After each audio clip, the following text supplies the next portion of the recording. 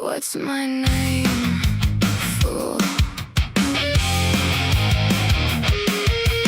I don't need you to justify my love, to justify my skin, to justify or mystify this human that I'm in.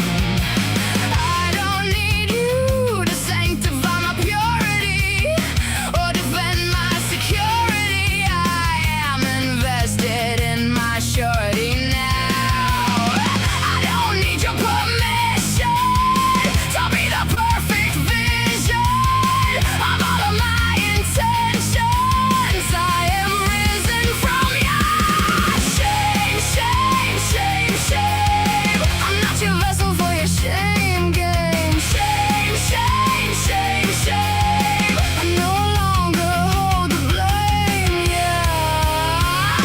What's my name?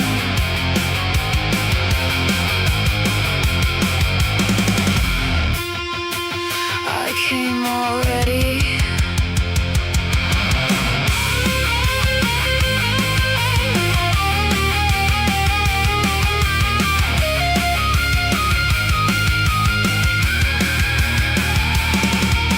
Can you see me now? Can you see me? Can you feel me now? Can you feel me? Can you hear me now? Can you hear me? Can you see me now? Can you see? What's my name, fool?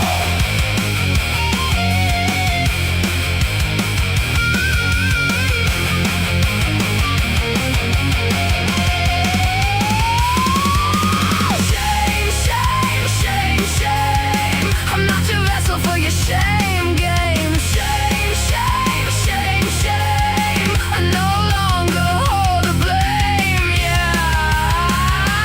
What's my name? Shame, shame, shame. I'm not your vessel for your same game. Shame, shame, shame, shame. I no longer hold the blame, yeah. What's my name? Shame, shame, shame, shame.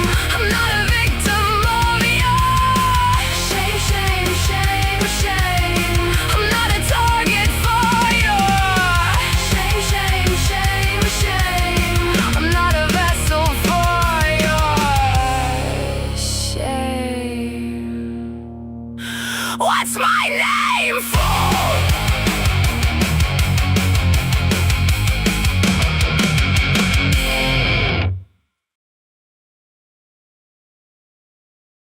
Hi, Bridge City.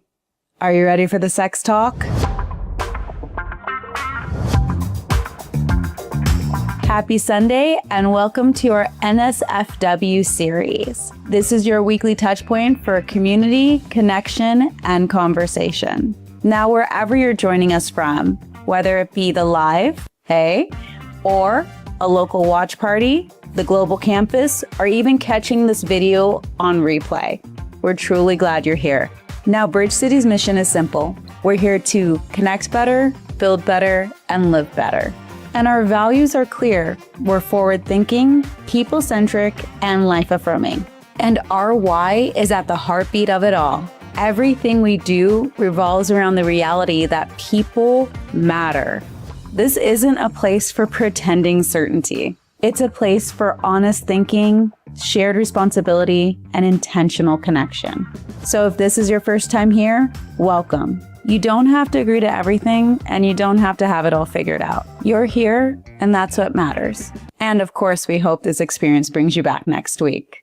Now, to all of our guests, we have a free gift for you. Think of it as a small token of our appreciation and a helpful tool for navigating connection in real time. Follow the link on screen now and claim your gift whenever you're ready. And if this is already home for you, Thank you for continuing to build with us. Community like the one we're building right now doesn't happen by accident. It happens because people like you choose connection over isolation whenever you show up. Okay, so now the big one. This series is called NSFW, and it's a little different than our usual series. Because sex, sexuality, intimacy, desire, shame, secrecy, consent, boundaries, rational complexity are not simple subjects. These are deeply personal. These concepts are shaped by memory, culture, religion, family, trauma, media, misinformation, and of course, your lived experience. For this series, we're not approaching the conversation from a posture of preaching or pretending. We're not going to pretend we have one neat answer that's going to fit everyone. With this series, we're creating a space for brave, honest, and non-judgmental conversation. We're asking what it means to understand our bodies, our boundaries, desires, histories. What do relationships mean beyond purity culture and patriarchal conditioning? Beyond the pop culture distortion and performative liberation. The goal isn't to sensationalize sex. The goal isn't to normalize it. And the goal is not to condemn everything. The goals are to become more mature, more humane, more self-aware, and more responsible in how we think about sexuality, intimacy, vulnerability, power, and harm. So before we get deep into it, let's take it over to the Bridge City News. There's a lot of growing, shifting, and unfolding, so I want you guys to all be in the loop. And in light of our NSFW series, I want to take a moment to shout out some of the amazing women in our community. Women who show up, contribute, support, encourage, women who make Bridge City feel like home. We see you, we appreciate you, and Bridge City is better because you're a part of it. Now, as you've heard, our global campus is under construction, and that's a good thing. Growth requires room, and we got some room to fill. We've officially launched our lobby, your one-stop shop for navigating the Bridge City experience. From there, you can find the Welcome Center, the Event Center, the Business Center, and more as we continue expanding our campus to support our growing community. So if you haven't yet, drop by, have a look around, see if anything interests you. Oh, and have you thought about hosting a watch party? Have you ever been watching a Sunday session and thought, I wish this was happening in my city? Well, a watch party might be that first step. Watch parties are small, in-person gatherings where friends, family, local community get together and watch Sunday sessions, have meaningful conversation, and build relationships around the mission and message of Bridge City. Visit the link on screen now to learn everything you need to start, host, and lead a watch party in your area.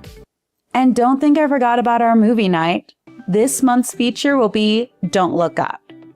The story is sharp, uncomfortable, and way too familiar. A story about science, denial, media spectacle, political cowardice, and what happens when people would rather protect their comfort than face reality. Feels like a story we all know a little bit. So if you enjoy movies that make you laugh, cringe, and make you question whether we're okay as a species, then this one's for you. I'm just thinking about that Dr. Farnsworth meme from Futurama. Zerno, can we get that? Yeah, let me give it a shot. Hold on real quick. 6 months later.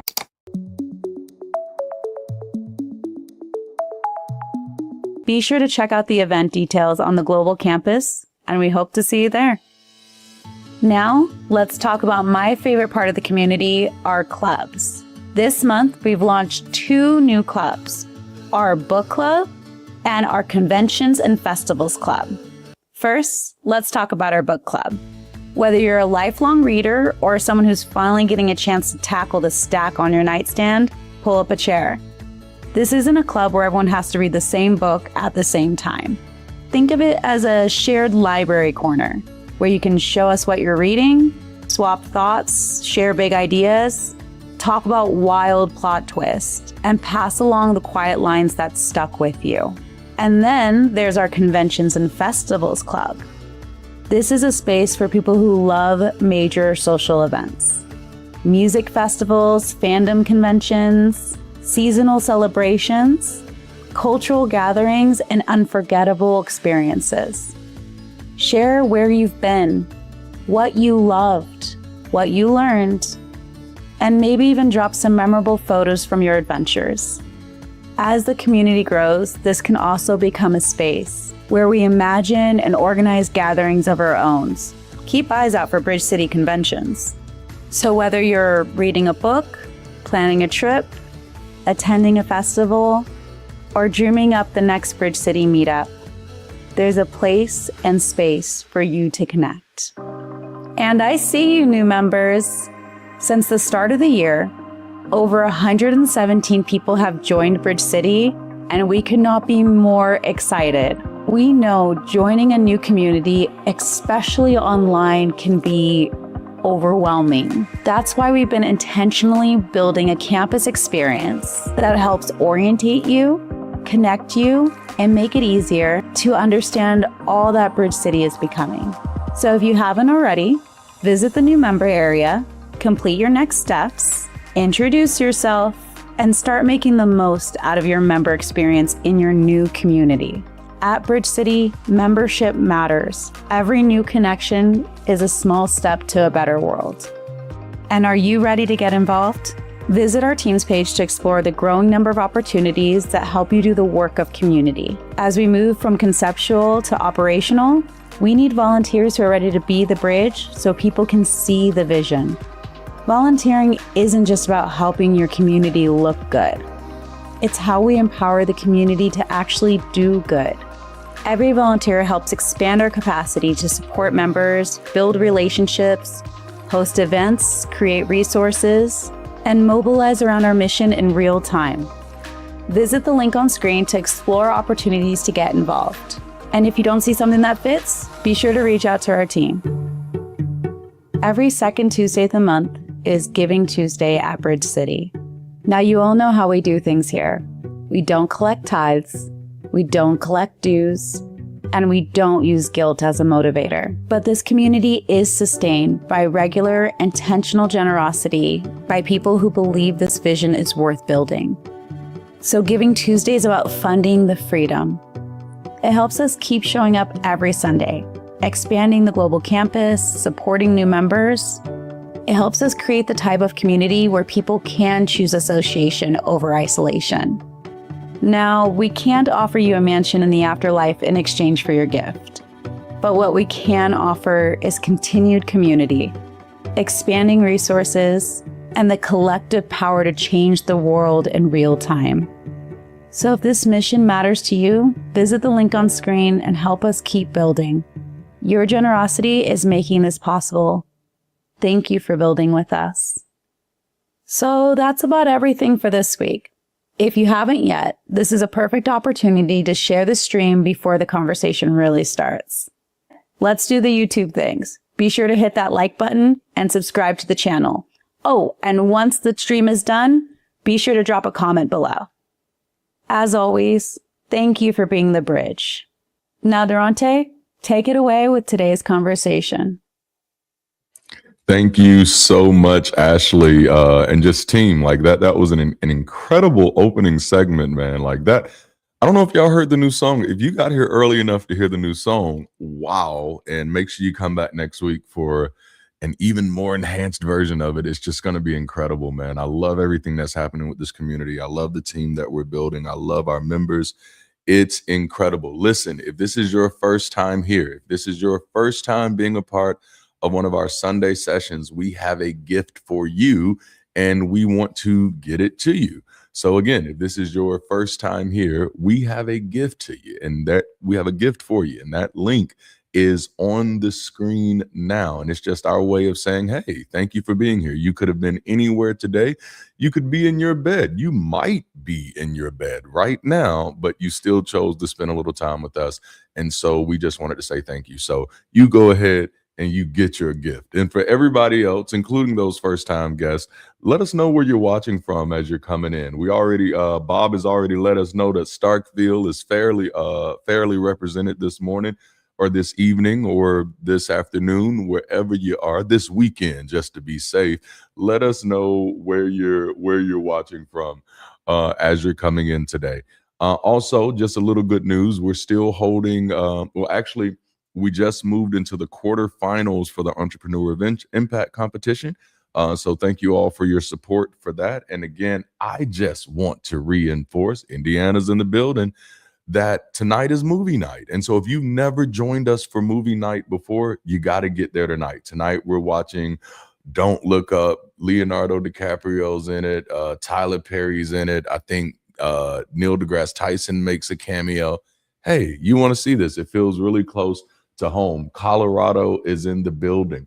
I saw that in our news segment that we highlighted book club this month, and so I wanted to just shout out a book that I'm reading. This was sent to me by Dr. Bob, and it's Whispers in the Pews: Evangelical Uniformity in a Divided America by Amy D. McDowell. I've gotten almost halfway through it, and it's been an excellent read. One of my firm beliefs is that readers are leaders, or you can say leaders are readers. So if you've been looking for something to read, that is a great recommendation. Okay, y'all, we're starting a new series today. It's a new month, which means it's a new series, which means it's a new conversation. And this conversation is NSFW. We're going to be talking about sex, dating, and unlearning the script. And it's become apparent to me, because we live in a world where everybody is not the same. Everybody's not been exposed to the same language, that everybody doesn't even know what NSFW means. And actually, and it's even bigger than that. Some people may think one thing and other people may think another thing. So let's kind of get a little bit of a definition, a little bit of an explanation. NSFW can be not safe for work. I mean, like if you get an email that says NSFW, don't open that, or you might be about to lose your job based off of the inappropriate sounds and images that are about to invade your space. But it can also be not suitable for work. And that, you know, as a hermeneutician, I don't know if that's the word, as a hermeneutician, I'm gonna put it that way. That's fascinating to me, because like, ooh, I wonder what's the difference between safety and suitability, you know?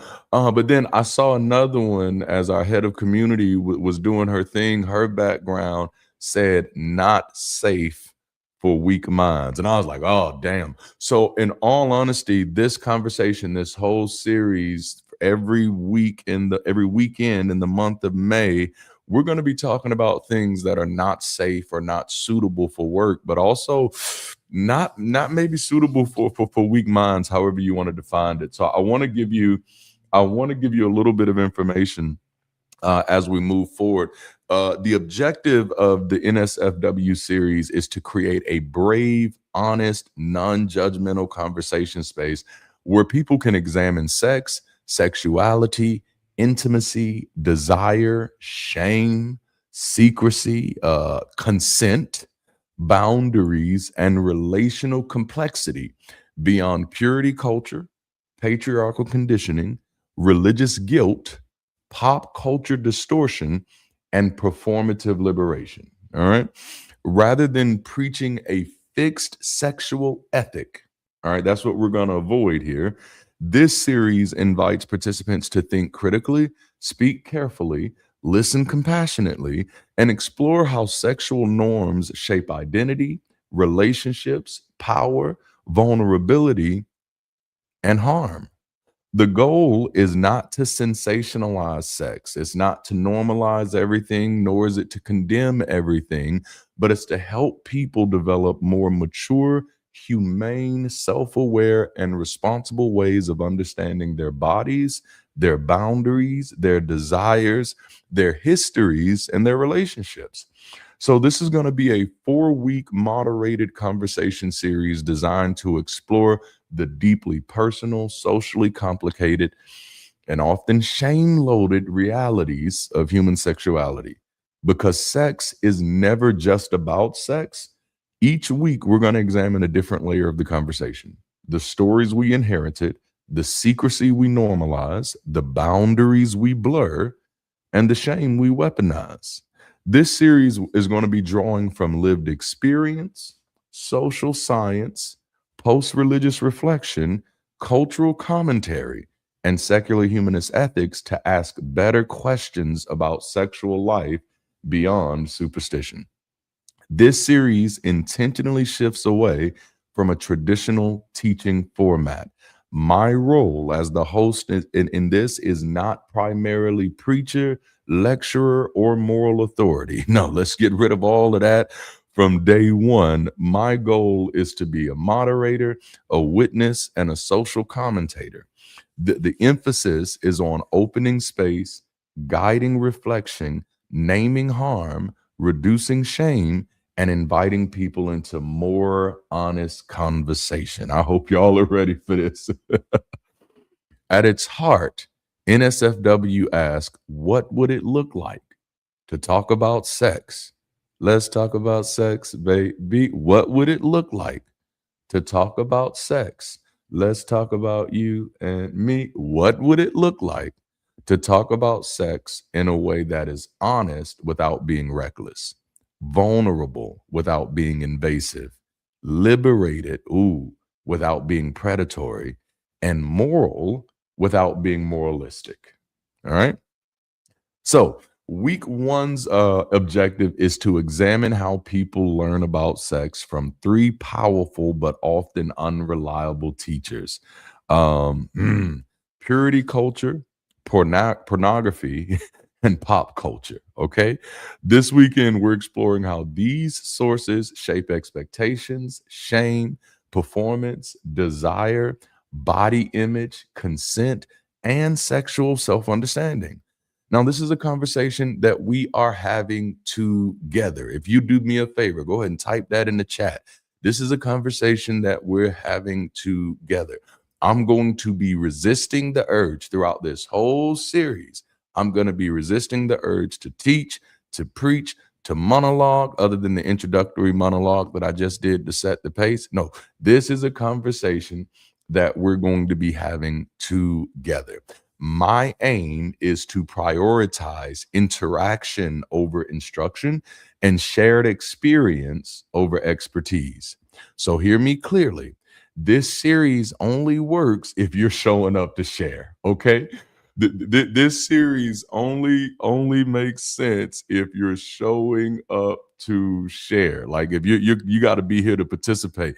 You how do they say it? You got to have some skin in the game. Okay, we're going to need your participation. I know Escape said is what I need from you is understanding, but in this situation, no, I don't need your understanding. Your understanding was for the last series. For this series, I'm gonna need your participation. To ironically pull a quote from Purity Culture, if you're willing to show, you must be willing to share. But no, in all seriousness, if we're going to effectively break the shackles of shame, we're going to have to learn how to pull the sex conversation out of the shadows without throwing shade. And so over the next few weeks, we're going to go through four major topics. The first one is safe sex, which is what we're opening up with today. I was going to name this Debbie Does Dallas. And then I was like, maybe that's just too much. Maybe that's Durante, you're doing too much. Now, some people are like, who the hell is Debbie? But I know some of y'all with your trifling self. You know who Debbie is. But no, I'm just playing. So I was going to name this Debbie Does Dallas, but I reserved myself. I practiced reservation. And so we're just going to name this one Safe Sex. But then next week, we're going to be having a conversation called You're My Little Secret, where we're going to be exploring the spectrum. Oh, yeah. Debbie was famous, wasn't she? We're going to be exploring the spectrum of infidelity and pluralism. Okay. And then after that, we're going to be going into a conversation of blurred lines. All right. where we're going to be talking about boundaries. We're going to be talking about patriarchy. And then we're going to be talking about predatory and performative behavior. And then we'll close out before going into a panel conversation with a conversation on shame. You know, I might have Tyrese singing that weekend. I don't know. But shame, which will be dealing with the weaponization of sexual norms and identity, interactions, and intercourse. All right. So we're gonna try to keep this environment as safe as possible. So speaking of which, this is a great place. Just again, drop today's title. And if you missed it, you know what it is? Safe sex. Okay. Safe sex. All right. Now, so before I jump into this, I want to do something different because I told y'all, I've been telling y'all, safe sex. That's what it is. Safe sex. I've been telling y'all that I want this to be more interactive than instructional, right? So we're going to be using polls today, not that kind of poll. Get your mind out the gutter, okay? We're going to be using polls today to help keep us interactive, and then we're also going to be using some survey questions that allow you to answer anonymously. So for those that you're watching, if you see this little QR code right here above me, look, I got it right, perfect. If you see that QR code for some of the questions, and I'll let you know when we have those questions, you're going to scan that QR code if you want to participate. If you want to participate anonymously, you're going to scan that QR code, and then you'll be able to input your answers to whatever question we're on there. And that's only for the interactive questions. So, and I'll let you know when we're there, but I'm just letting you know, even though we're not there yet, I'm just letting you know. But then also, we're going to have poll questions, and these will be questions that you'll be able to answer in the chat. And the way you'll be able to do this is we'll have a question pop up that looks a little bit like that. Do y'all see that question over here? Does everybody see that? Let me know in the chat if you're seeing this question.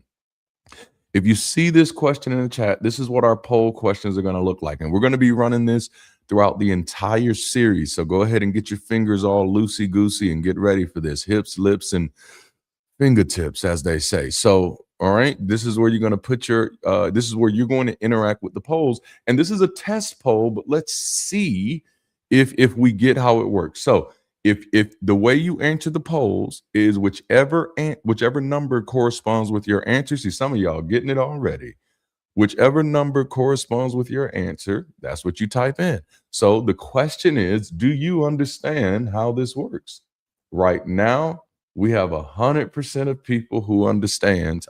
We have one person who we have. Let me see, what is it? Okay. It's going back and forth. It's going back and forth. 4 people who understand, 1 person who doesn't understand, but yet was still able to vote. So I'm just going to say you were testing it out because, hey, you did it right. You pressed the right one. So no, I love y'all. Thank you.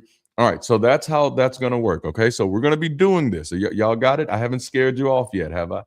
Have I scared you off? I'm going to hide that. I'm going to stop that one. You can no longer vote on that one. It's gone. It's gone because now we got to get into the serious conversation. Look at her. I love it. I love the participation. I love the participation. Dang it. Was I on the wrong side of the screen? Okay, here we go. So today we're talking about safe sex, and the term safe sex has evolved from a vague, often moralistic 1970s concept into a very nuanced harm reduction strategy in the 2020s. Transitioning from solely barrier methods, barrier methods keep things from getting what they not supposed to be getting while you putting things in places where they not supposed to be. Barrier methods to a broader definition that includes pharmaceutical prevention. The terminology has also shifted towards safer sex, which I really like, and we'll talk a little bit about that as we get into it, but reflecting the understanding that no sexual activity with a partner is entirely devoid of risk. So the primary focus of safe sex talk has historically been pregnancy management, STI prevention, and purity preservation. Like I grew up in the 80s and the 90s, a little bit of the early 2000s, and that was the main conversation around safe sex, is that the idea of, not being the idea of practicing safe sex, which of course, if you were in the Bible Belt, safe sex meant abstinence. you know. But the goal was pregnancy management. You don't want people to get pregnant outside of marriage. STI prevention. You don't want to get blue waffles. How many of y'all got the blue waffle speech? You know, and then purity preservation. You know, you want to save that for your one true love, whatever the hell that is, right? And so which this kind of leads us to our first chat conversation. And so in this one, you can answer directly in the chat. But what did safe sex mean to you when you were first introduced to the concept? And I'm very interested to see your responses here. This one is not a poll question. This one is just in the chat. What did safe sex mean to you when you were first introduced to the concept? And again, for me, it was very, very straightforward. Safe sex, number one, meant abstinence. I was a part of I didn't know it was the purity culture yet that I was being kind of groomed in, but it was this idea that there is no such thing as safe sex except for no sex until you get married.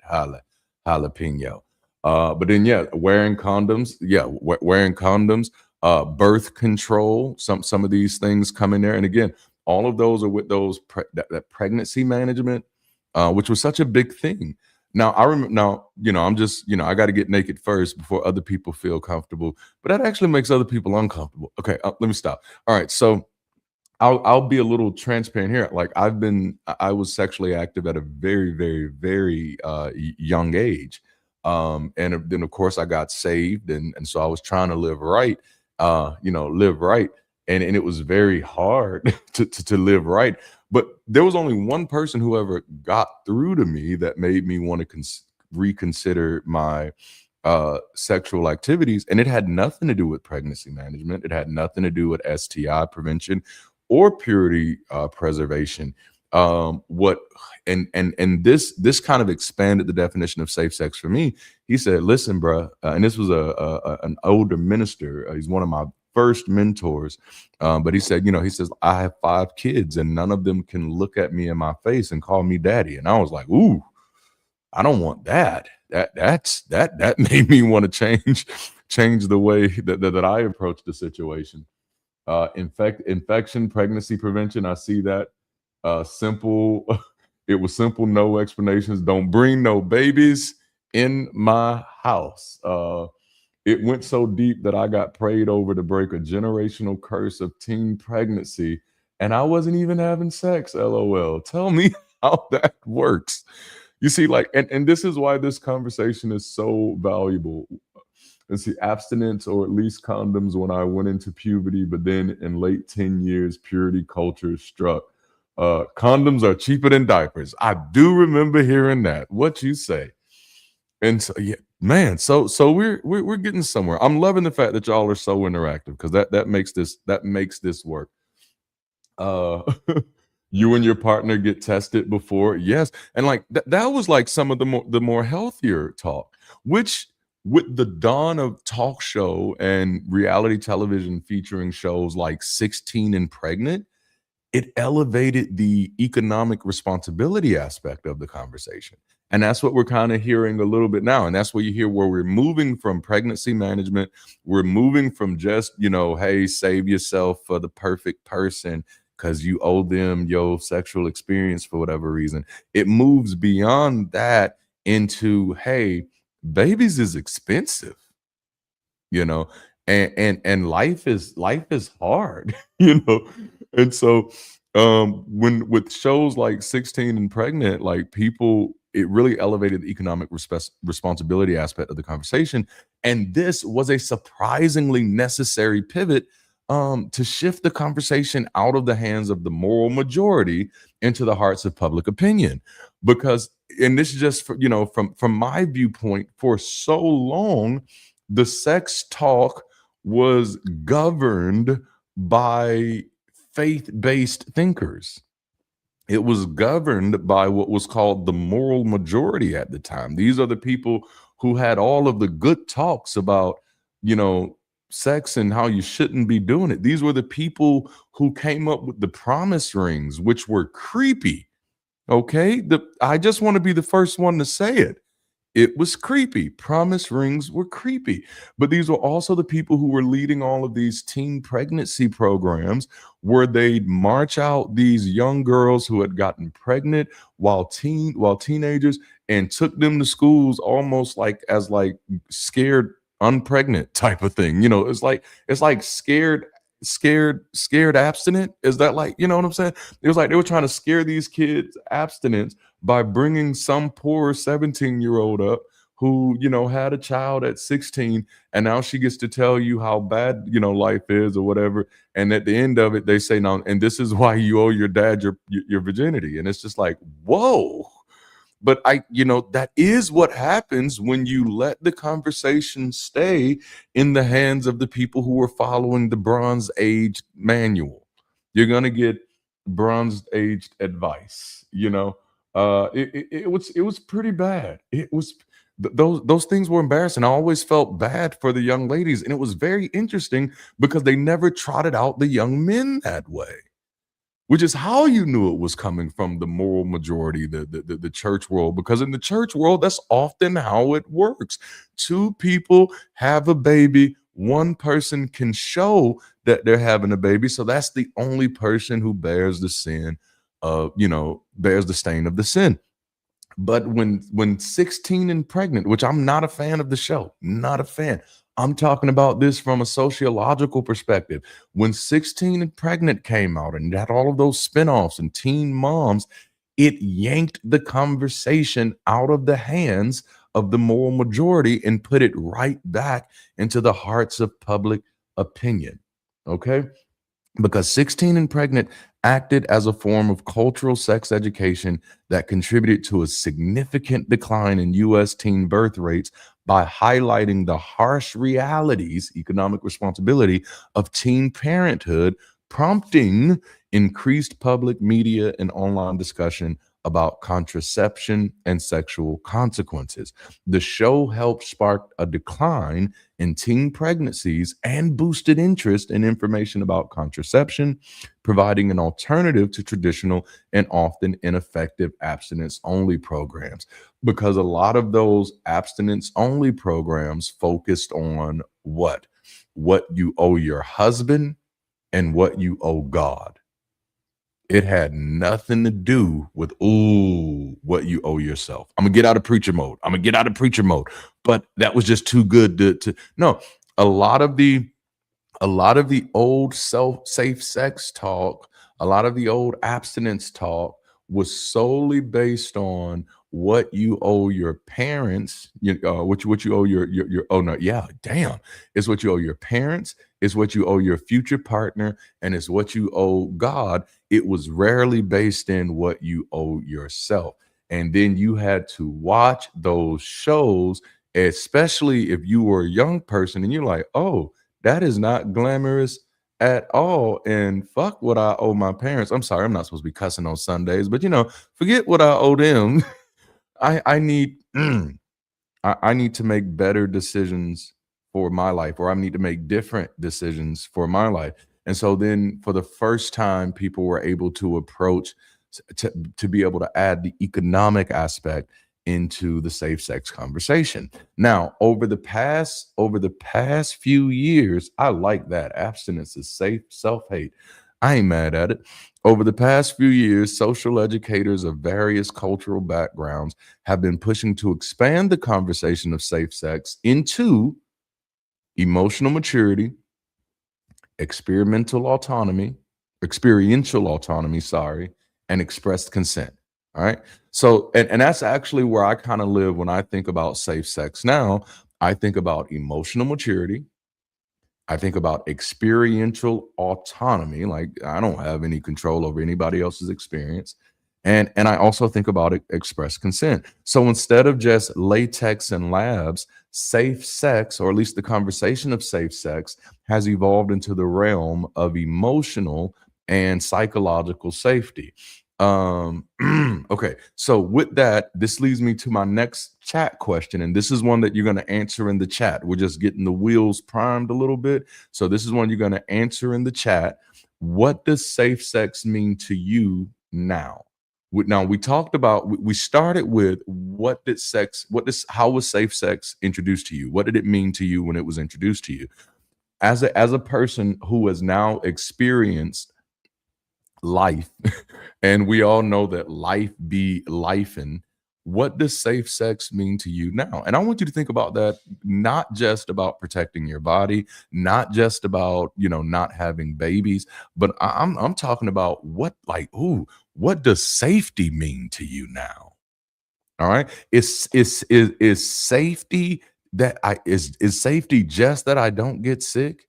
Is safety just that I don't add another liability to my life? What else does safe mean to you? I love it. I'm grown now. It don't exist. It grows out of a loving relationship, consensual activities between mature adults, and it may still have the outcome of the church. You better say that now. It means innocence not untouched in the original scroll. Okay, yeah. Safety is in knowledge. Safe sex is therefore safe when everyone knows all of the details of the procedure, trust each other, and enthusiastically agrees with sex at hand. I like that. Physical and psychological and relational safety, enthusiastic consent, awareness, and mutual acceptance of any risks you choose to take. Come on. Safe sex equals y'all are in here today. Come on in here, man. Ooh, safe is not random. Shararaba, jalapeno, habanero. Like, yes, like I hope, like, man, y'all are preaching in the chat. This is some good stuff. And do you notice how experience changes our definition of safety? One of the things that we see that I'm seeing in a lot of the answers, seeing a through line here, is enthusiastic consent. Oh, that's so good. Gambling has never been safe. And I'm trying not to get ahead of myself, but like it's so good because like the more you grow, the more you experience life, then what's safe becomes such a bigger word for you. But that enthusiastic consent is such a great call out, because we have seen the safe sex conversation move into open communication and consent, and those two go hand in hand. I think one of the most dangerous things that we got from purity culture, and it's just from a person who's had to sit through the counseling sessions and stuff like that, is watching women in patriarchal purity culture type churches lose like the autonomy, the right, and the responsibility to communicate where what they wanted sexually, and us not realizing how that negatively impacts consent. And so then you're grooming one part of the relationship, and that still feels so outdated. One part of the relationship, one party in the relationship to be enthusiastic about it, and the other party in the relationship to always be kind of quiet and nonchalant about it. And we don't realize how we've created these very predatory and performative cultures. It's like, no, we created the recipe. And so like a big issue in today's culture is helping us understand that open communication is the responsibility of all parties involved. But we also have to create a culture that we have to now create a culture that prioritizes, and this is me as a cisgender dude, I guess, is we do have to be mindful that we've taken women's voices in a lot of ways. And so we have to create space. We have to cultivate space that says, hey, say what you want, say what you don't want. And we got to create that freedom. When you grow up in this stuff, condoms and birth control meant you were having sex and you were trying to not have babies, but it also gave this undertone of being able to be random. That's so good. That's so good. So this open communication aspect is a big part of safe sex, proactively discussing sexual history. But if body count is attached to shame, how open are people going to be willing to be? And then when you realize that body count for one of the parties is a trophy, and then body counts for another part of the parties is considered shameful culturally, then how do you even have open communication? No, we have to create the environment for open communication. And the environment for open communication requires there to be we got to be able to have this conversation with no shame. In order for all parties involved, however many parties you got involved, next week will be the pluralism conversation, infidelity and pluralism. Those are the different spectrums, however you want to see that, extremes on that spectrum. But we have to be able to have that open communication, being able to proactively discuss sexual history, STI status, and boundaries, ensuring that consent is clear, enthusiastic, and ongoing. Like, have y'all ever realized, like, what this is something that people got the right to change their mind in the middle. Consent has to be ongoing. Consent has to be ongoing. Yes. The other, shame for the lack of performance. Absolutely. The shame cuts everywhere. Everybody's pain doesn't have to be my pain in order for that pain to be valid. We all got pain. Who said men have to be bees and only women can be birds? I've never understood where these rules come from. Sometimes when people tell me, like, well, men should do this, and I'm like, where are you getting that rule from? Or women should be this. Where are you getting these rules from? And again, it's those rules, those unspoken rules, that often makes it difficult for us to be open in our communication. Because then it's like, oh, well, what are they going to say about me if I've done this, or what are they going to say about me if I'm the type of person who doesn't like this? Ooh. And that's, again, this is I think we have to, and I've kind of talked about this before, I think we have to stop thinking that we're experts in everybody else's humanity. And this is something that we do as a species. We're like, no, everybody wants this, everybody likes this, everybody like a simple thing. Everybody wants to be hugged. Not everybody does want to be hugged. I've met some people who don't want to be hugged. But we don't realize that when we do those things, even though we're not being malicious, we are creating a paradigm that dehumanizes other people who don't human the way that you human. So well, they don't want hugs. Something must be wrong with them. Who hurt you? It's that type of thing. And sure, that may be some of that there, but there's also the possibility that none of that is there. So no, I love this. Treat people the way they want to be treated. Ooh, I love that, Shell. Safe is being responsible. People choose right and wrong based entirely on their religion, which can be drastically different from the next religious person's opinion of love and sex. Perfect example that God is just you. Yes. Man, see, look, you have dislike hugs or touch without consent on my part. Like, and that's the thing. That's where that open communication. And see, do you see how that already opens the boundaries, opens the parameters of safe sex to a much larger conversation, while open communication becomes good? Because I grew up in a world. I'm just going, I'm giving my age. I grew up in a world where little boys got together and kind of told each other what to do with women. You know what I'm saying? This is what all the girls like. You got to do this right here. You got to go. Like in Sinners, they kind of gave a little scene like that where he's telling this is what you want to do. And what that does is it creates an environment where you've defined what this other human being wants, what this other human being likes, what this other human being desires, without actually asking them.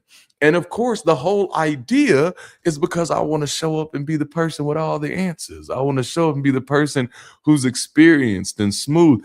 And in playing all of these swag games, we've lost our ability to communicate, which just statistically have led people to being sexually unsatisfied in the bedroom because ain't nobody talking. Ain't nobody talking. Man. And ain't nobody exempt. That's right. Which brings me to the second part about the way of what safe sex means now. So we know the open communication and the consent part, which means it's gotten to a broader conversation. And again, going back to that open communication, one part of that open communication in the safe sex aspect is protection or not, contraception or not. A part of that, again, that economic response. Can we afford to have kids or not? If we don't work out, like what happens after that? That's a very important question to determine whether we want to go get those condoms or not. Like, it's a very important question. Okay, so but this other part is understanding risk. Okay, it's understanding risk, recognizing that all sexual activity, all of it, and that's what purity culture oversimplified. Purity culture convinced people that if you just wait for the right person and you lose your virginity on your wedding night, everything is gonna be a-okay. Like nothing is gonna, and it's like, no, that's an oversimplification. So no, it's recognizing that all sexual activity carries some risk. So safer is a more accurate term than safe. Ooh, and that's actually just I like the idea of safer over safe, because then we're destroying that promise. The wedding night trap. Yes.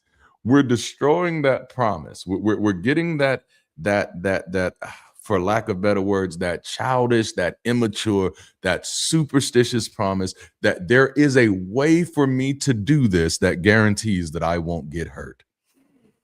Damn it, this is too good. See, that's why I like the term safer. We're getting rid of that superstition. It's not that it might not ever be possible, but as of now, the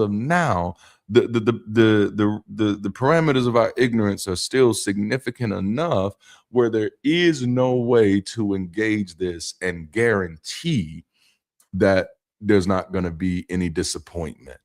Okay, there's no way that we can guarantee that you can engage in this and not get some disease, something new may pop up. Can you imagine when AIDS hit and people are like, what, I'm gonna die? Like, no, all sexual activity carries some risk. And we're not just talking about physical risk, we're talking about emotional risk, psychological risk. We're talking about social risk. Yes, you could be sleeping with somebody who has a crazy baby mama who could show up at your house at 3 o'clock in the morning with hatchets at your tires. Yes, all sexual activity carries some risk. And so safer is a better term. Oh man.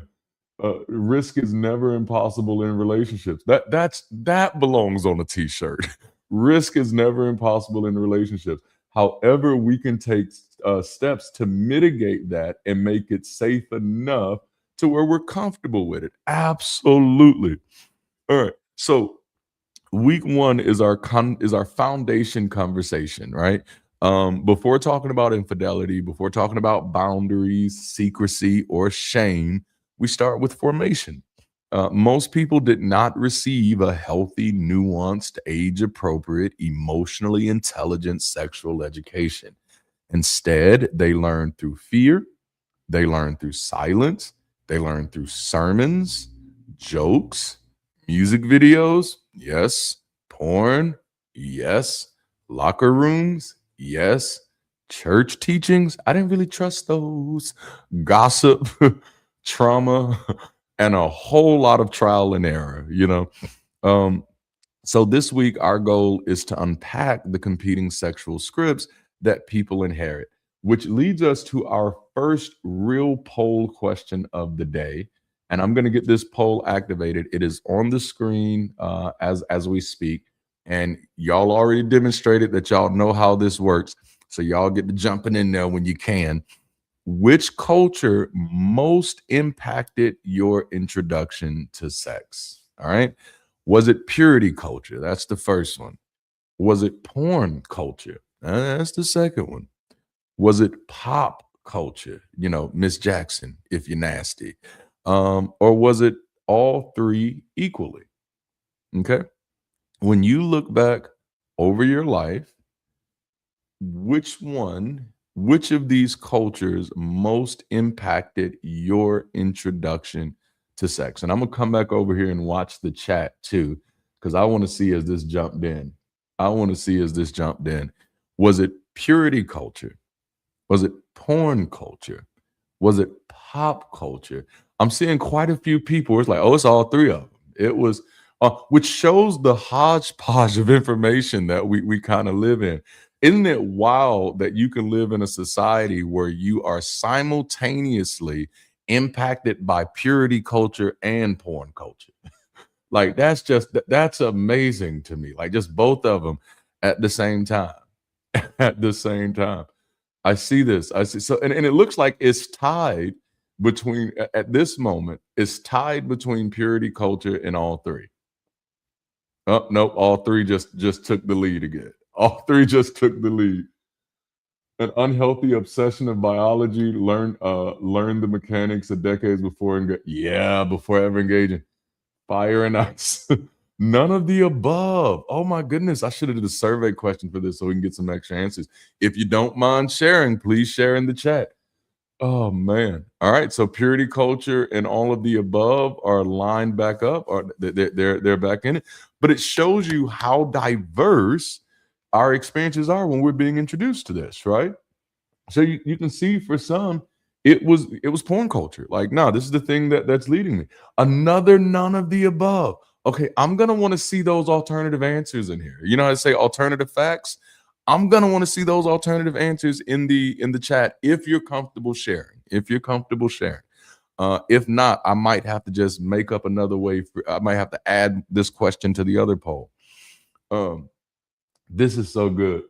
Highly forceful in our society. Church and college, man.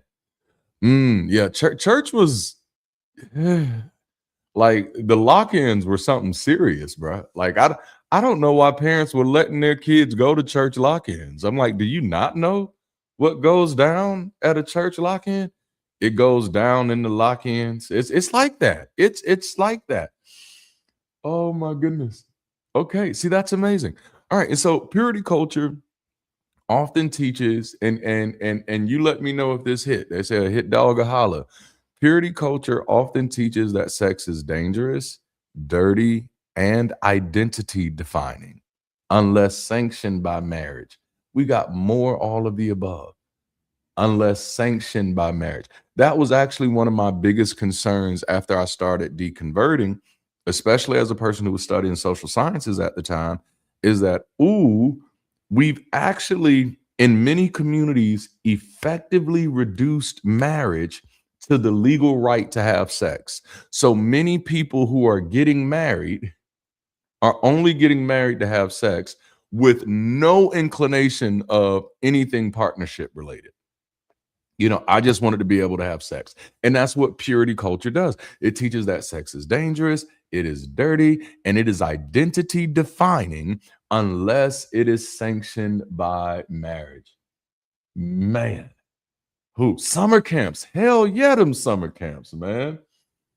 Gospel skating night? Dang, not gospel skating night. And yes, it does count. Yes, it absolutely. I think Chance the Rapper and Justin Bieber did a song together called Juke Joint. And like, we used to skate at the rink, we used to them in the rink, hey. And I don't remember the rest of it, but it was something about feeling on your booty in there. They was hitting some R. Kelly lyrics in there because, bruh, skate night. Dang, this is so wild. High school theater club. You know, as someone who was a theater geek and a band geek and a vocal music club geek, no lies detected. All right. Dang. This is wild. The question is, which culture most impacted your introduction to sex? Purity, porn, pop, or all three? And if it's none of the above, drop it in the chat. Let us know in the chat what for lack of better words, what popped your cherry of interest? Okay, what popped your cherry of interest? Drama club for sure, man. Like, hey, bruh, your kids ain't safe. Okay, your kids ain't safe. As a matter of fact, I remember. I think I was in Will Rogers Follies, and this is high school, and I missed my call to stage. I don't call time because of stuff that I shouldn't have been doing according to purity culture.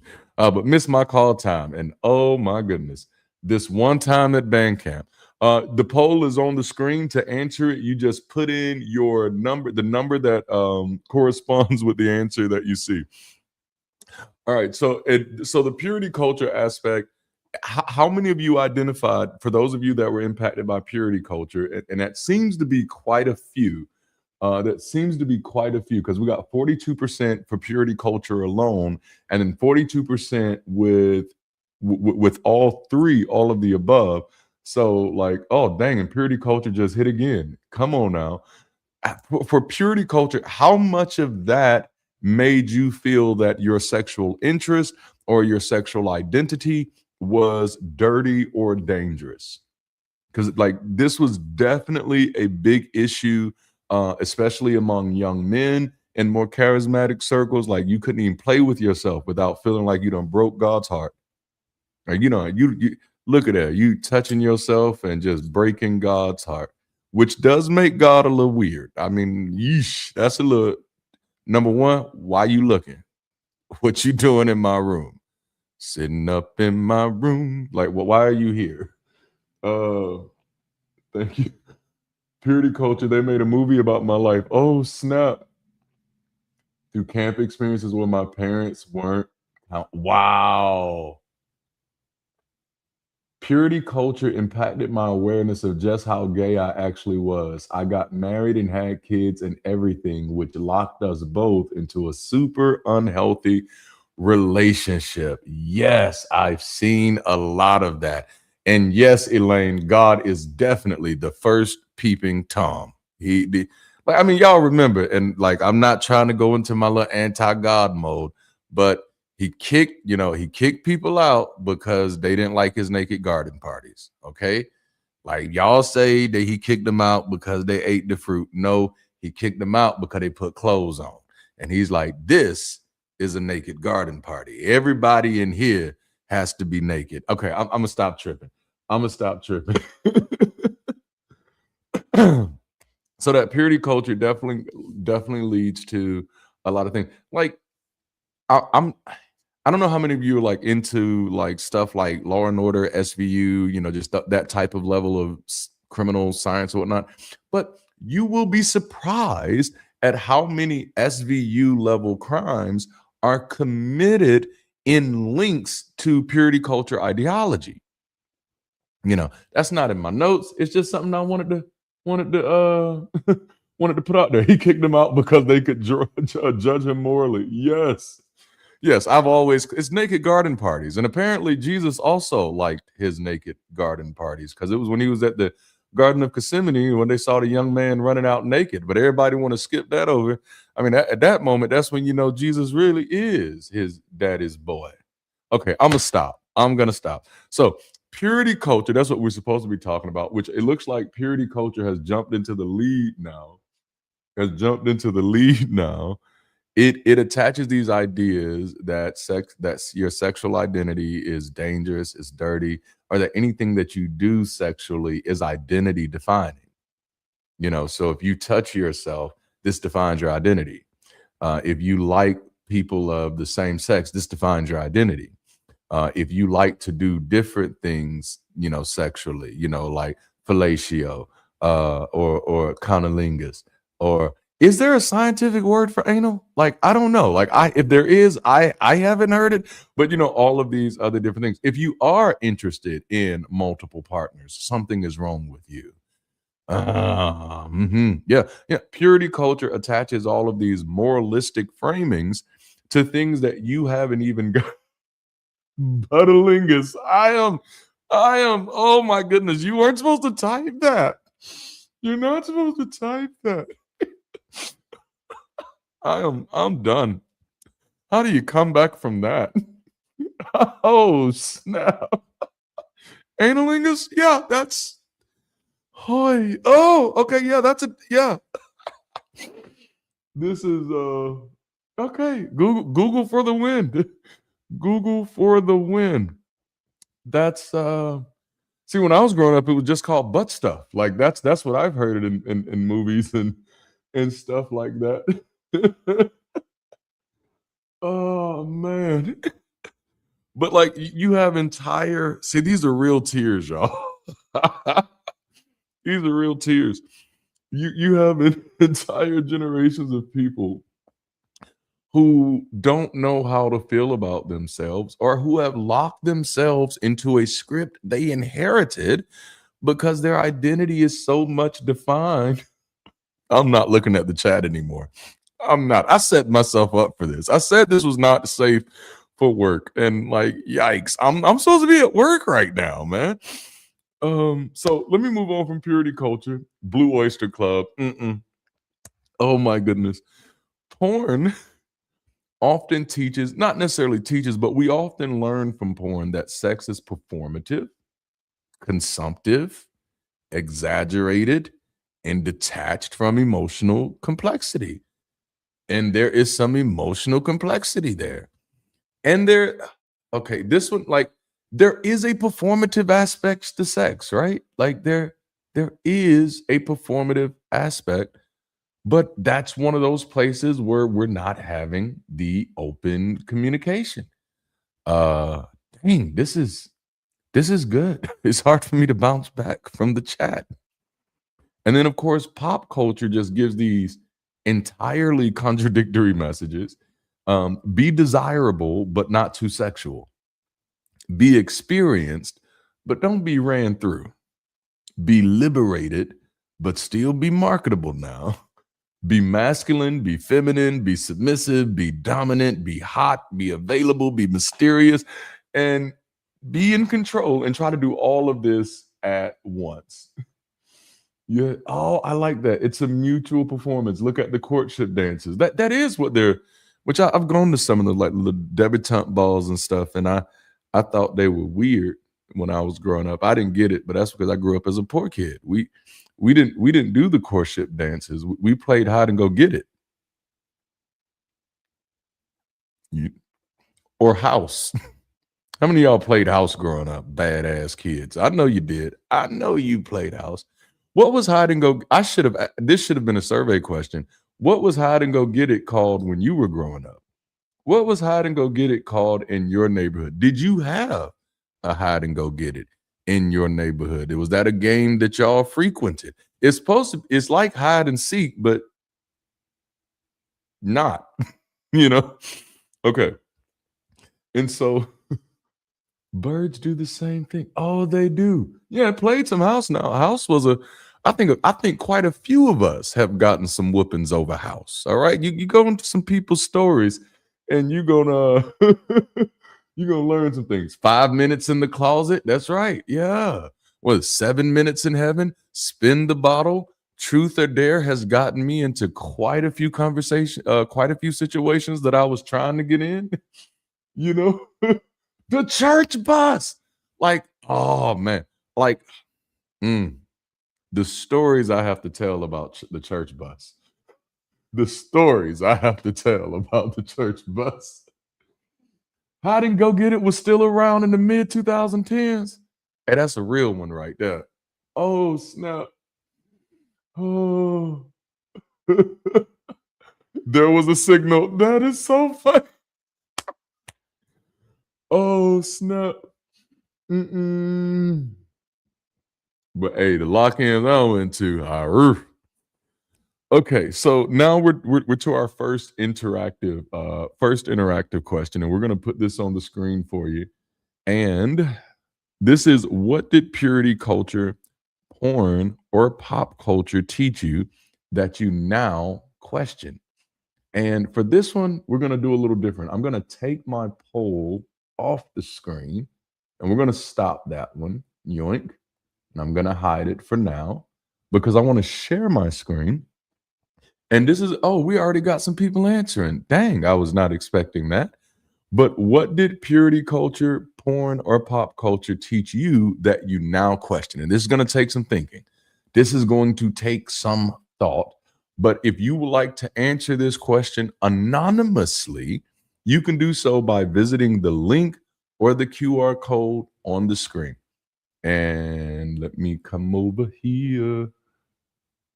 Learned about sex from the places that was trying not to teach. Ain't that wild? That we did get more learning about sex from the places that was trying to keep us from it. Caught in the pews at their church. Man. Oh, snap. So what you can scan the QR code, you can visit the link and put in the code. And once you get there, you can add your questions. And I'm gonna biggie size my screen here. Not your questions, but your answers. The question is, what did purity culture, porn, or pop culture teach you that you now question? And this one, that all women have vaginal orgasms. They don't. Oh man. And somebody put one, and maybe they didn't mean to do that, but it's there. We got 2 out of 8. So there's 8 people in there. So we got some more responses that are coming. I'm very interested in seeing them. I want to see y'all thoughts on the all women don't have all women vaginal orgasms. This would be a great time to have a sex expert in the house. Ooh, that's so good. Playing House exposed how aggressive fathers really act behind closed doors, just mimicking what we saw. Yeesh, come on now. All right, we got another answer pop in. Purity culture, the idea that you saying no was bad in some way. Wow, that's good. That's good. And oh man, because I have come across that in my work that there are people who have a really hard time saying no, thinking that saying no somehow means something other than just no. It just means no. And you were like, I encourage people to practice their no's more loudly, more assertively. I tell people your yeses should build you and your no's should shield you. And so whenever you're kind of in a place like, should I say yes or should I say no? How does this build me? If this doesn't build me, why am I giving this a yes? I love this. I'll just find myself in sexual situations just coincidentally.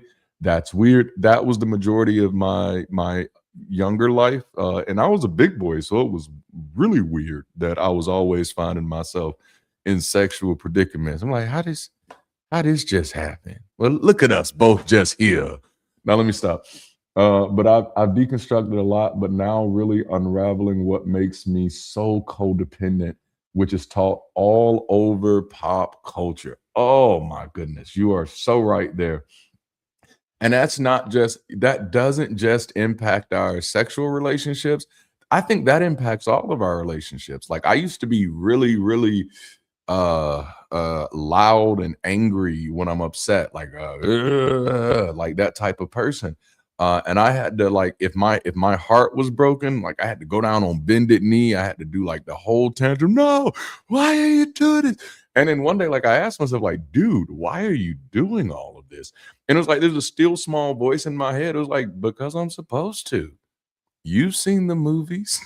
You've seen the shows. When a father really wants their kids, they got to go all out or they're going to be considered a deadbeat dad. And, so much of the way we respond to our parents, to our children, to our partners, to our friends is often shaped by the media that we programmed ourselves with. To be secret and sneaky because everyone was lying. That is definitely one that I was taught. That's a good one. Yep. Just go ahead and be sneaky. Because damn it, I was sneaky. That penis was so powerful, it changed women once you had it. But I've learned women are actually more powerful. That is, that's one I haven't heard in a while, one that I did not expect to see. But no, that's a real thing. It's like, yeah, like that D changer, this is, I didn't expect this. And this is why this is an open, interactive conversation. This is the whole point of conversations like this. Oh man. For once, we like to see a movie that presents two people as just not really being good for each other and taking steps to be more platonic and actually to support each other's it's instead I can't get my words out, each other's growth instead of, I got the end of it as KIS, but yeah, I think that's where it ended at. But no, like this is real stuff. This is when I dropped purity culture and learned more about intelligent matriarchal animals, I realized that patriarchy is BS. Yes. Oh man, treat it like a prize or a gift that you should never give away. Yet they were all giving it away for free. Man, I remember one of my mentors, and I'll shout him out because I'm not embarrassing him, but his name was Dr. R.A. Vernon. And the older women in this church was coming and, always trying to snitch on the younger women in this church who was still sexually active. Like, hey, I think Sister Ruben Nail down there getting her back knocked out. And he ended up talking about it from the pulpit one day. He's like, sometimes I wonder how much of this is jealousy. I wonder if you coming to me to tell me about what Sister Mary doing because ain't nobody in your cobwebs. And I was like, oh, but no. So, okay, it look like we got a few more answers here. Let me jump in. Oh, man. Sex makes you an adult. Oh, wow. That's a good one. That's a good one. Oh, dang. Y'all are giving real answers. That derogatory words like, are not warranted and should never be used. The word is dehumanizing. In reality, people who have more quantity usually have better quality. Oh, that's so good. Oh, all right. I think I have to make this smaller because it's not letting me. Oh, that's the wrong screen anyway. So I just did that for no reason. Let me see if I can do this over here. Nope, that ain't making no difference.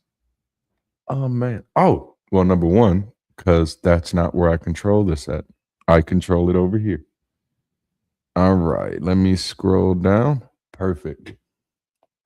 That all men think and care about is sex, so much so that they always want it all the damn time. That monogamy is the only healthy union.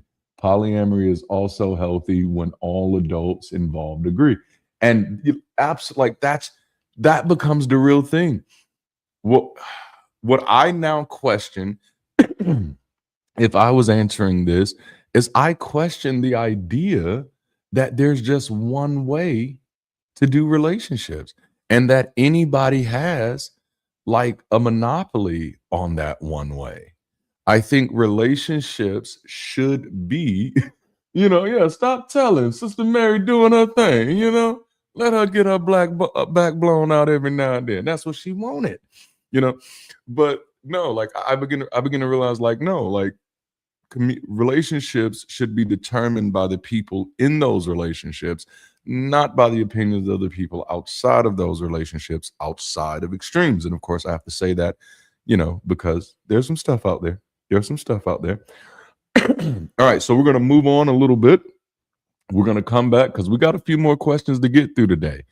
So now we're gonna move on talking into a little bit. We kind of talked about origin. Let's talk about formation, which is like not just how we're introduced. It's just how we're introduced to sex and sexual identity, not just how we identify, but how we identify with sex.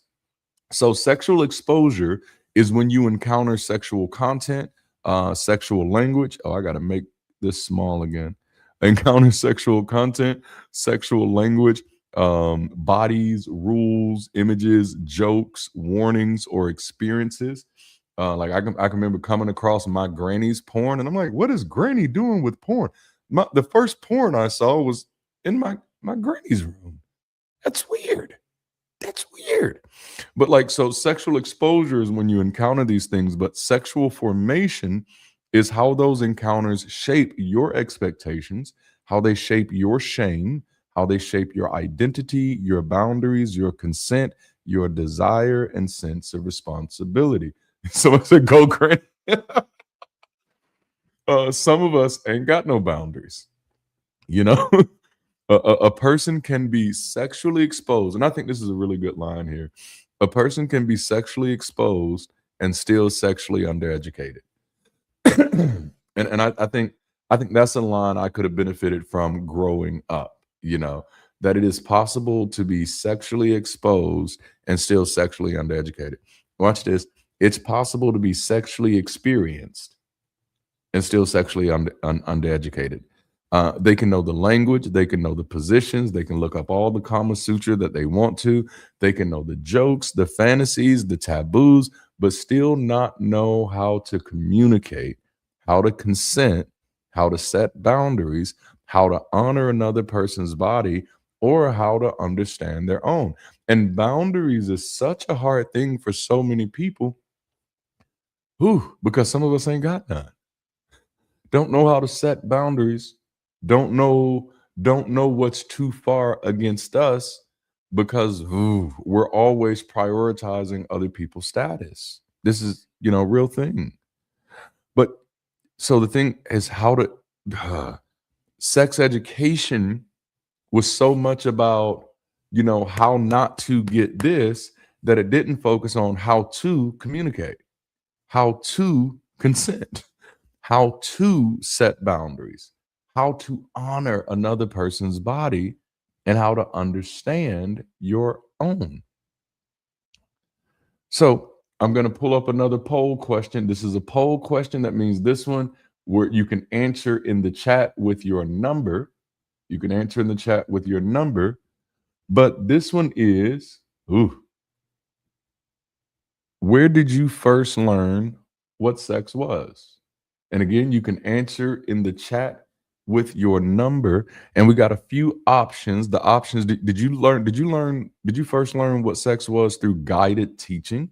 And guided teaching could be home, it could be school, it could be church, it could be a trusted adult, it could be homeschool. Did you first learn what sex was from social learning, which that could be friends, that could be music, that could be movies, or that could be pop culture? Did you first learn from private discovery, which could be the internet, it could be porn, it could be curiosity? Or did you first learn from personal experience, which could mean you learned by being in situations before you even had the language, safety, or maturity to fully understand them? We're getting some diversity in the chat now. We're getting some diversity in these answers. Let me biggie size this so I can kind of see what these numbers are doing. Yeah. Now that's okay. I was wondering, was social learning gonna get any love? And it did. Social learning got some love indeed. Good love in there. Is that Blackstreet? I think so. All right, so we got 29% at guided teaching right now. So 29% of our voters are saying that they first learned what sex was from home, either through their parents or through school, sex education school, from church. Yeah, because some churches do that, or a trusted adult. I have some questions there, like not in a bad way, just in a curious way. Then there's we got 22% at social learning, which means, I first learned what sex was through friends, which I actually expected that one to be a little higher, because I just know around my friend group, which it still wasn't my first introduction, but around my younger friend groups, sex was a big conversation. But friends, music, movies, or pop culture. And like, especially if you're in the VH1 MTV generation. And then, oh my goodness, what was that thing that used to come on BET late at night? Oh, what was that? It was something that used to come on BET Uncut. Was that what it was? Like, I wish I could remember what it was. But it was something came on BET late at night. If you know. All right. It came on like right after Comic View. Yeah, I think it was BET Uncut. I think it was. And then interesting here, we have 55% private discovery, which again, either the internet, the porn, internet, porn, or curiosity. Which of course, I'm young enough to remember when there were magazines, and it was magazines and VHS. And then when the internet came out, oh boy. And then for a while, it was like what was it, AOL chats. Them AOL I am chats, bro. Like, woof, they gave chat rooms a bad name. A bad name. We were very fortunate to have a very sex positive family that found it important to give us a comprehensive academic sex education very early. I love that. I love that. Like, I think we need more of that. I think we need more of that. This is beautiful. All right. Okay, so we got through that one. All right, so now we're going to another interactive question. We're going to another interactive question, which means I'm going to share my screen again. And I'm going to move this over to our next question. And this question is, what shaped your early understanding of sex the most? And this is the question. These are the questions. Oh, let me move the poll. The poll is blocking you. And if you've already pulled up the link, then you should already have access. If you don't have access, don't worry about it. Scan that QR code and you can get right back in there. I had to remember where I was at. I'm on the second one. So we're going to hide. All right. So what shaped your early understanding of sex the most? And so this one, you can visit the link on the screen and your answers will pop up as we go. Churches, Skinamax. Oh my goodness. Y'all remember Skinamax? Well, let's see. There was, oh no, HBO, Real Sex. Then Showtime had Red Shoe Diaries. I feel like I'm missing some other ones. There was like Lady Chamberlain Mysteries, Wildlife Biology. Yeah. What was that? National Geographic. National Geographic was like poor man's porn. That's a clippable moment. Skinamax indeed. Oh my goodness. And it looks like we're starting to get some answers. Okay, so which shaped your early understanding of sex the most? Religion, peers, porn, pop culture, family, science, personal experience. We have porn. We have curiosity and self-exploration, which to me, that's always a win. Like I like that one. We have porn again. We have anime, hentai. Should I say more?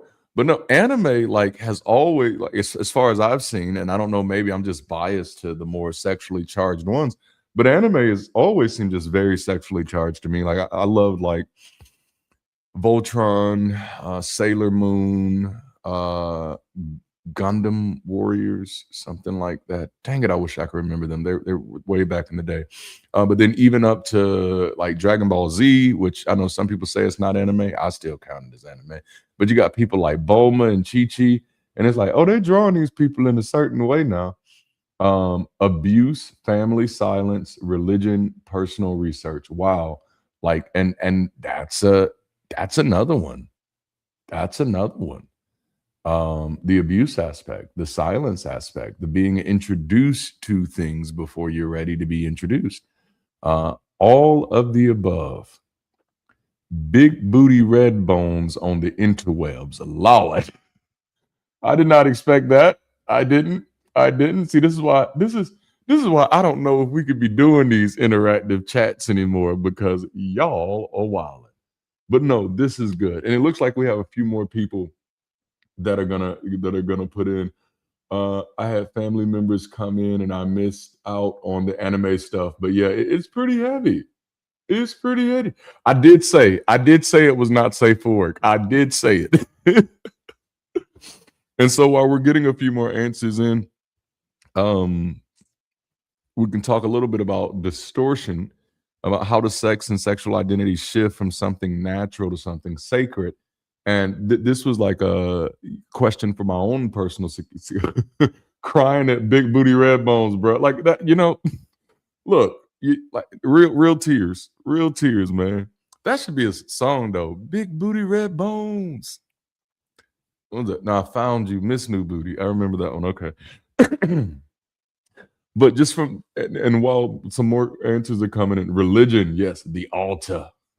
Yeah, it was the Lord for me. It was the Lord. Have mercy type of situation. But the shift from sex as a natural biological function to a sacred concept is a profound sociological and psychological transformation. It's the process of moving from instinct to meaning. In a strictly natural sense, sex is an evolutionary mechanism for reproduction and pair bonding, driven by hormones and neurochemistry. I hate to boil sex down like this for y'all.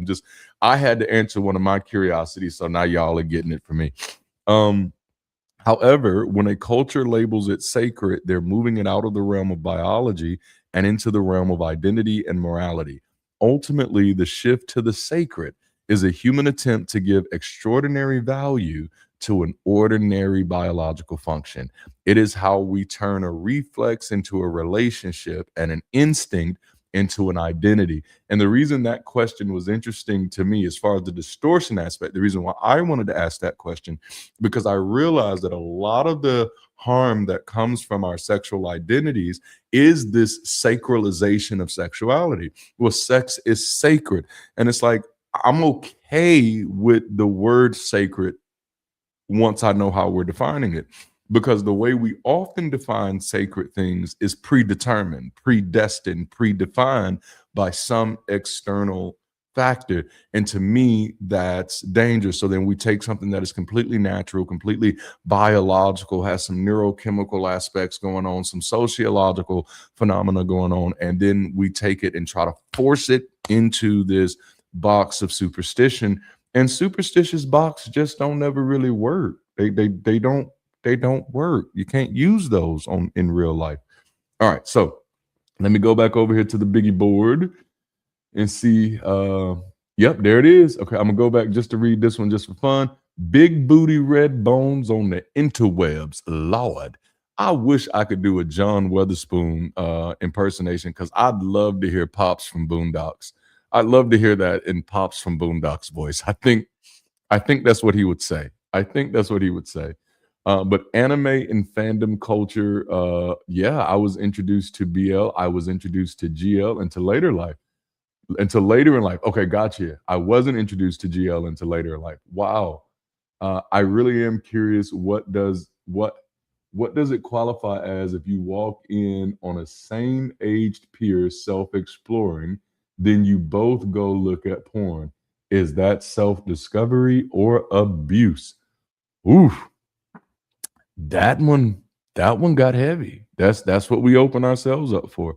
I want to see y'all's answer to that in the chat, because the goal of today's conversation is not to operate in expertise, but to operate from a place of shared experience. And so today, we are all we're all equal. What is it? Chief among equals. That's what we are today. So, like, I want to hear from you all. And it's the last response that's up here. I don't know if y'all can see my mouse or not. I can see it. I don't know if y'all can see it. But it's I really am curious, what does it qualify as if you walk in on a same aged peer self-exploring and then you both go look at porn? Is that self-discovery or is that abuse? I'd love to hear your answers about this in the chat. What are your opinions? And please do me a favor, try not to frame your opinions as authority. Just like, hey, my opinion is, from my perspective, I think. But I think that'll be this is a great moment, because this is what we're talking about today, is safe sex. And what does it mean? What does safety mean? Someone says, if it was consensual, self-discovery. If not, then yikes. Y'all know yikes is one of my favorite terms. But like, yeah, if this is consensual, hey, what you doing? I can say some really crass stuff. I tried not to be as crass on Sundays. I think if you both agree to go watch, then it is self-discovery, not abuse. I like that. I agree. That brings up such a good question. And this is one of the things why I do try to be very mindful of not creating a grievance culture in the way that we do community. Because a lot of things don't become abuse in our memories until the stigma of shame is attached. And I'm not saying all things, I'm saying a lot of things, I think abuse in that sense requires some sense of social pressure. Oh, that's good. If it's an adult, then there is an inherent pressure, but between peers, it's more likely just messy. I like that. How you felt about it matters. Were you comfortable or felt pressured? This is good. Y'all are so awesome. It's natural if you're just curious. Just ask, what are you doing and why is it important to you? It sounds entirely accidental with our limited experience, very awkward. But like, if you then watch together, that's consent. That's good and not abuse. Like, provided it is there is consent, of course. I was raised by people who gave me an open line of communication. I love that, man. Like, do you see that? Like, and this is what I mean by shared experience. Like, none of us have to be have to be an expert to be able to share something from our own experiences that helps someone else get a better point of reference about, whatever it is they're dealing with, rethinking. So and so whoever put that one up, thank you for providing that. It was a great discussion moment. And I hope the answers in the chat have been helpful for you. Maybe mutual discovery if one is not pressuring the other. I love it. And so we got one of the answers in there. This is, man, I freaking love this app that we're using. I see some more. Let me drop this. I got to come over here to scroll. I felt obliged to confess to parents. And they were Christians and painted it as abuse. But now I look back on it as consent. Wow. That's, and I wonder how often that happens, Oh, I wonder how often that happens. Because of course, like, we went through, like, my generation, when the internet was just coming aboard, we definitely went through this scare period where everything got framed as anything, and it's a hard conversation to have. Man, shaming people for natural curiosity seems to be a Christian stable. Yes. Thank you, Bob. I've been lurking for much of this. Prudish still a holdover from childhood indoctrination and Catholic shame, but kudos to the openness of everyone who has been sharing. Everything was the devil. Man, I was sure the devil had got me. He had got me. Oh man. No, thank you all for sharing so openly. And again, that's what makes these conversations so powerful. Like, that's what makes these conversations helpful for others. All right, so let's move on to our next poll question. So I'm gonna move on from this question. I'm pulling back up the poll. Da-na-na-na. And we are moving on to, let me scroll down. There we go. So this next question is, because we open up with what shaped your early understanding of sex the most? And so now I want to ask you, like, what did those sources get wrong? And this is looking at your own experience, thinking about your own life. What did the sources that you were introduced to sex, what did they really get wrong? And I got a few options. Number one, did they teach you rules without understanding? Did they teach desire without responsibility? Did they teach fantasy without reality? Or did they ultimately just leave you alone to figure it out by yourself? Yeah. Did they teach rules without understanding? Don't do this, don't do this, don't do this. Why? Because I said so. Did they teach desire without responsibility? That I think someone mentioned something to that effect earlier, that men just want sex all the time. That's all the thing men want. Men, they can't control themselves. That's that desire without responsibility. Fantasy without reality. Oh, everything is just gonna be nice and slow and soft and beautiful, or everything is gonna be painful. What do those sources get wrong? I'm loving it. Like nice little staircase up there. 1 and 4 went hand in hand. Wow, the rules without understanding. And you're right. Yeah. Because if you give me the rules without the understanding, then I am forced to have to go figure this out by myself. Because and oftentimes what I've come to realize is that people who give rules without understanding don't have the understanding themselves. You know, that it was so clinical that it had no emotional or connective aspects. Sex is a process like any other. Figure out the nuance for yourself. That's a good one. That's a good one. Man, I think for me, it was definitely the rules without understanding, which definitely led to the figure it out alone. And I do think as far as pop culture, I did get that fantasy without reality. You know, I spent like the first part of my life as the hopeless romantic type of person, just really thinking that setting the right atmosphere, doing the right things, like these things made a difference. And I'm like, yeah, in movies, when the other character knows that that's what they're supposed to be responding to. But when you're dealing with real people with real issues, real traumas, you know, and stuff like that, it doesn't always work the same way. You need the code again for the interactive question or the poll. For the poll question, you just put in the numbers, but I'll put up. Oh yeah, but you can scan the QR code on the. Let me get over here. You can scan this QR code right here to get back to the thing, and I'll put it back up because we're getting ready to go to another interactive question. All right, and we finally got one to hit it too, the desire without responsibility. I love that. But it seems by far and large, what's leading this poll is the idea that, you know, no, I gotta figure this out alone. And it does show you that in many ways, even times when people were trying to get, oh dang, I go on this side, even when people were trying to give information, they're not always giving the information. They're not always actually giving information, right? They're just giving you things that that might be what it is. They're giving information that's scripted, all right? Speaking of which, that leads us to our next interactive question.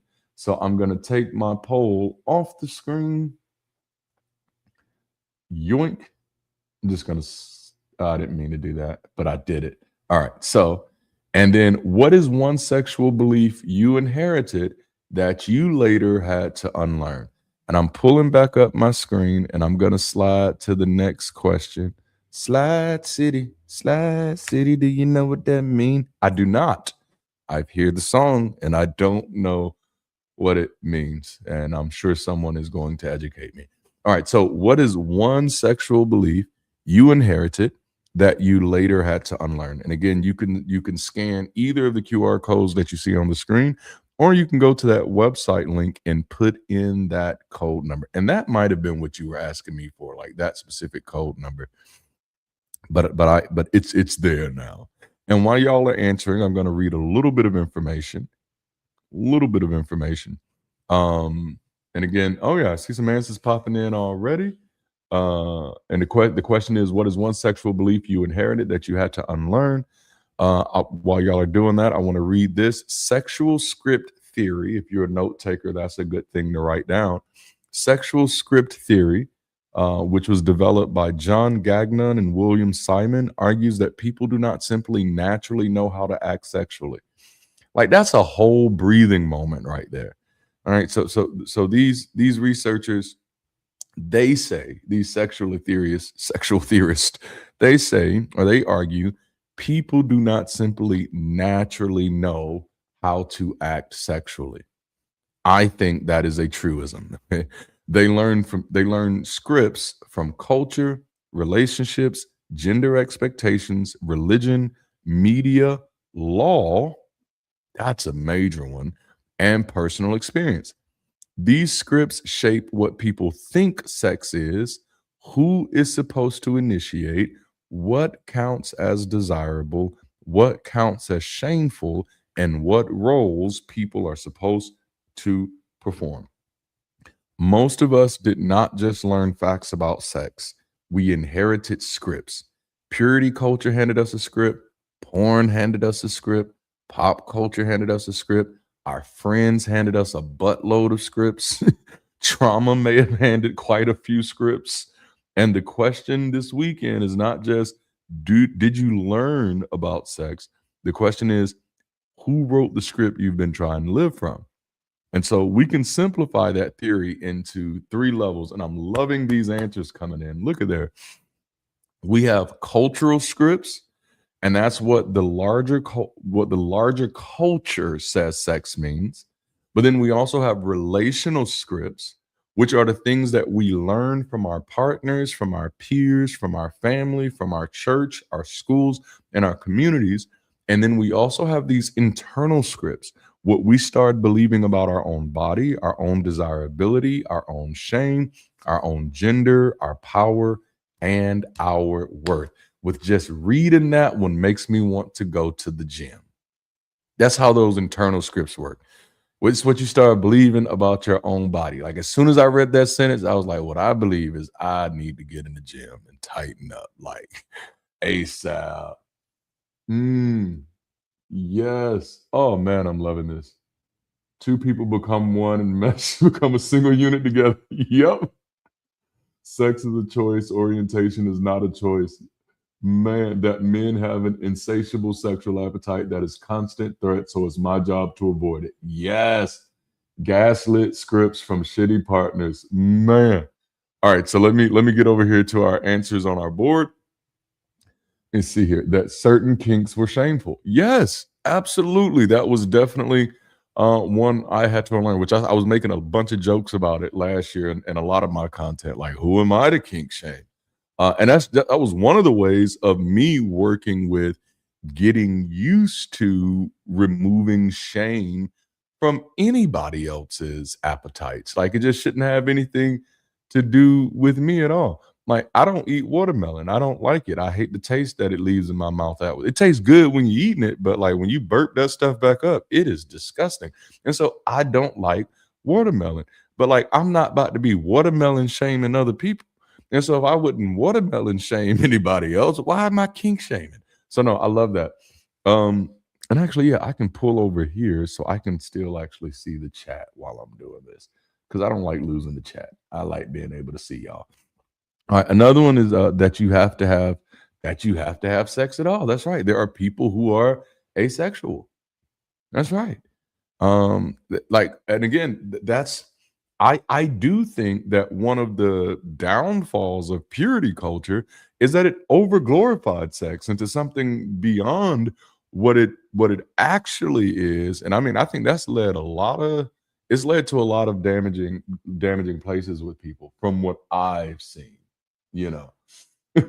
Sha said they'll gladly eat all of the fresh watermelon I don't want. Oh man, I love that. Y'all are hilarious. It never ceases to surprise me what people raised in religion were actually taught as children. It shouldn't, but it does, right? That it wasn't actually sex that changed you, but the connection you have or had with the person.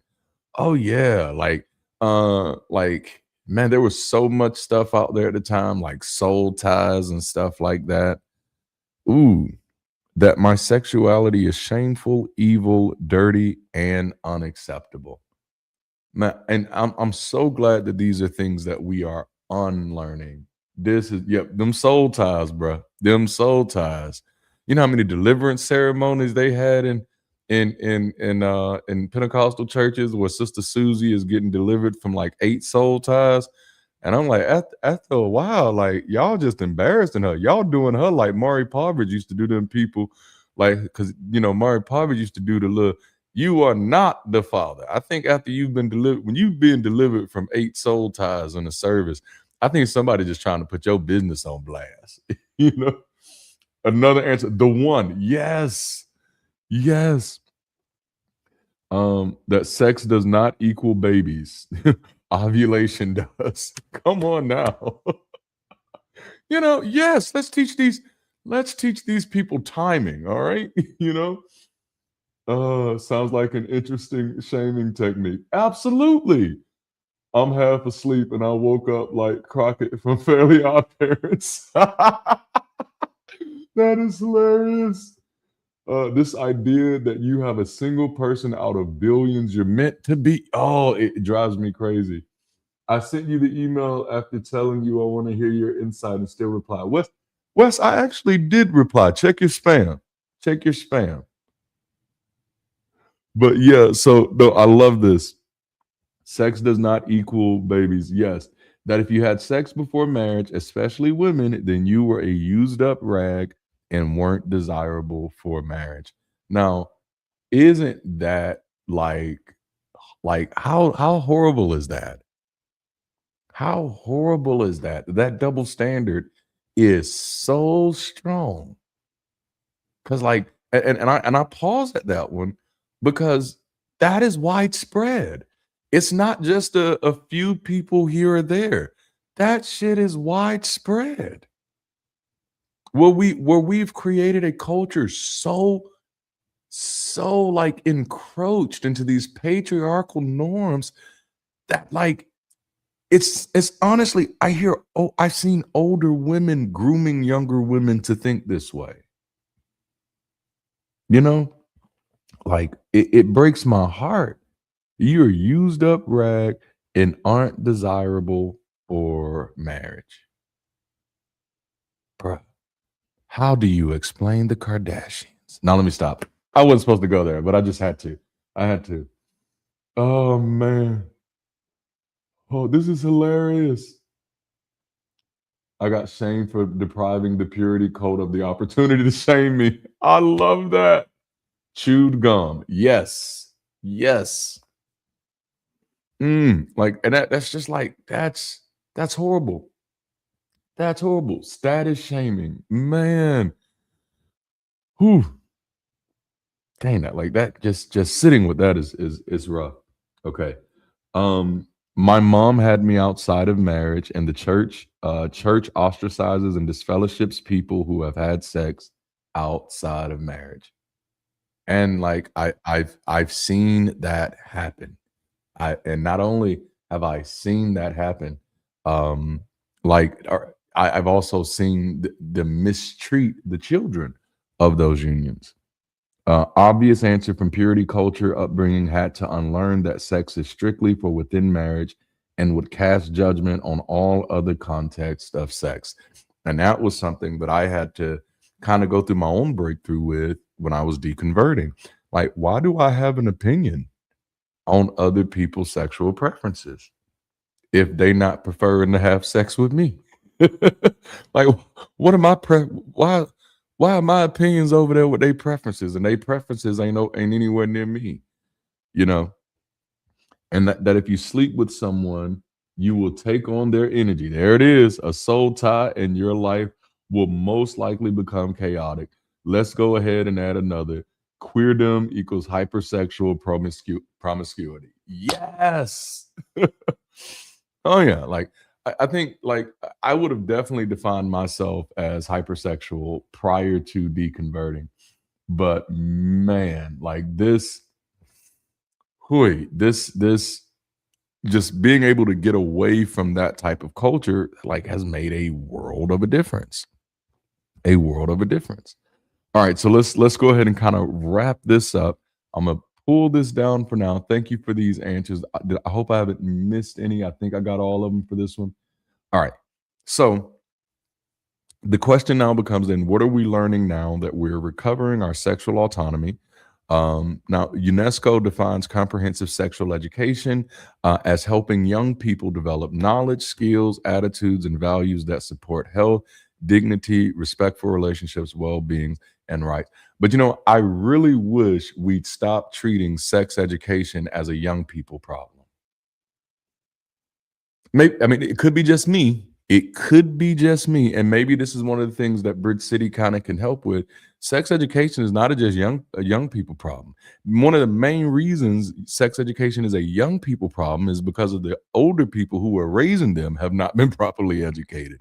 So it's like we can't just keep starting with the kids. We need to make this a people problem, But WHO summarizes the evidence by saying high quality comprehensive sexuality education can delay sexual initiation, reduce sexual risk taking, increase contraceptive use, and does not increase sexual activity or encourage earlier sexual behavior.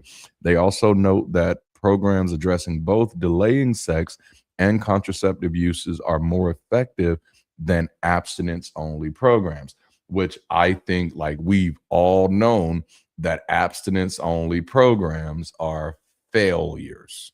Okay. I've been in the stairwells after those programs. I can tell you what goes down. All right. It ain't abstinence. You don't get all them babies in church if abstinence is working. You don't get all of the stories about people being shamed from church if abstinence was working. You wouldn't have that much to preach about if abstinence was working. All right. So healthy sexual formation is not the absence of standards. It's the presence of clarity, the presence of safety, the presence of boundaries, responsibilities, and wholeness. And so I got one more poll question for you today. And let me get over here to it. Nope, that's the wrong one. Don't look at that one. Don't look at that one. It's this one. There we go. All right. What would healthier sexual formation prioritize? And I have a few options for here. Would healthier sexual formation prioritize clarity, which means I need honest, age-appropriate information? Would it prioritize safety, which means I need room to ask without shame or fear? Would it prioritize boundaries, which means like I needed guidance on consent, on pressure, and respect? Or would it be wholeness? I needed help understanding body, desire, emotions, and intimacy. And again, for this one, you just drop your number that corresponds to the question in the chat. This is a poll question. What would healthier sexual formation prioritize? We're getting them in there. Dang, two is winning it already. Two is like really winning it. Somebody said 1, 2, 3, and 4. I need all of them. Give me all of them. All that and a bag of chips. Yes. Dang. Yes. Safety. And that's so like I didn't think 2 was gonna hit like that, but no, I needed room to ask without shame or fear. But in clarity, come on in, clarity, coming in on the behind. On the behind. Did I mean it like that? But come on in, clarity. Yes, I needed honest, age-appropriate information. I love it. Everything. I needed all of the above. I needed guidance on consent, pressure, and respect. Yes, I needed help understanding body, desire, emotions, and intimacy. Come on now. Because the reality is like shame is not education, silence is not protection, fear is not maturity, and exposure is not formation. Like this is awesome. All right. And so finally, I have one other interactive question for you. One more interactive question, and then we can close this rodeo down. I'll share let me remove the poll first, and then I'll share my screen. Hide poll. Sharing screen.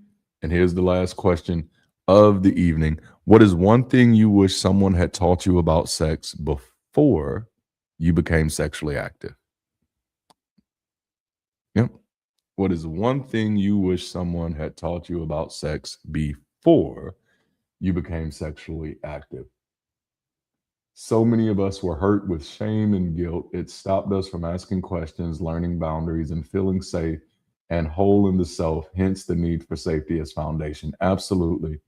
Human behavior is not as complicated as we make it out to be. Just enjoy people. That's beautiful. Safety is needed for clarity. Clarity is needed for boundaries and wholeness. Come on now. Like we're coming up with a whole new theory of sexual engagement. And I am here for every bit of it. So what is one thing you wish someone had taught you about sex before you became sexually active? And again, many people are not sexually immature because they're irresponsible. They're sexually immature because they were sexually undereducated, they were miseducated, or worse, shame educated.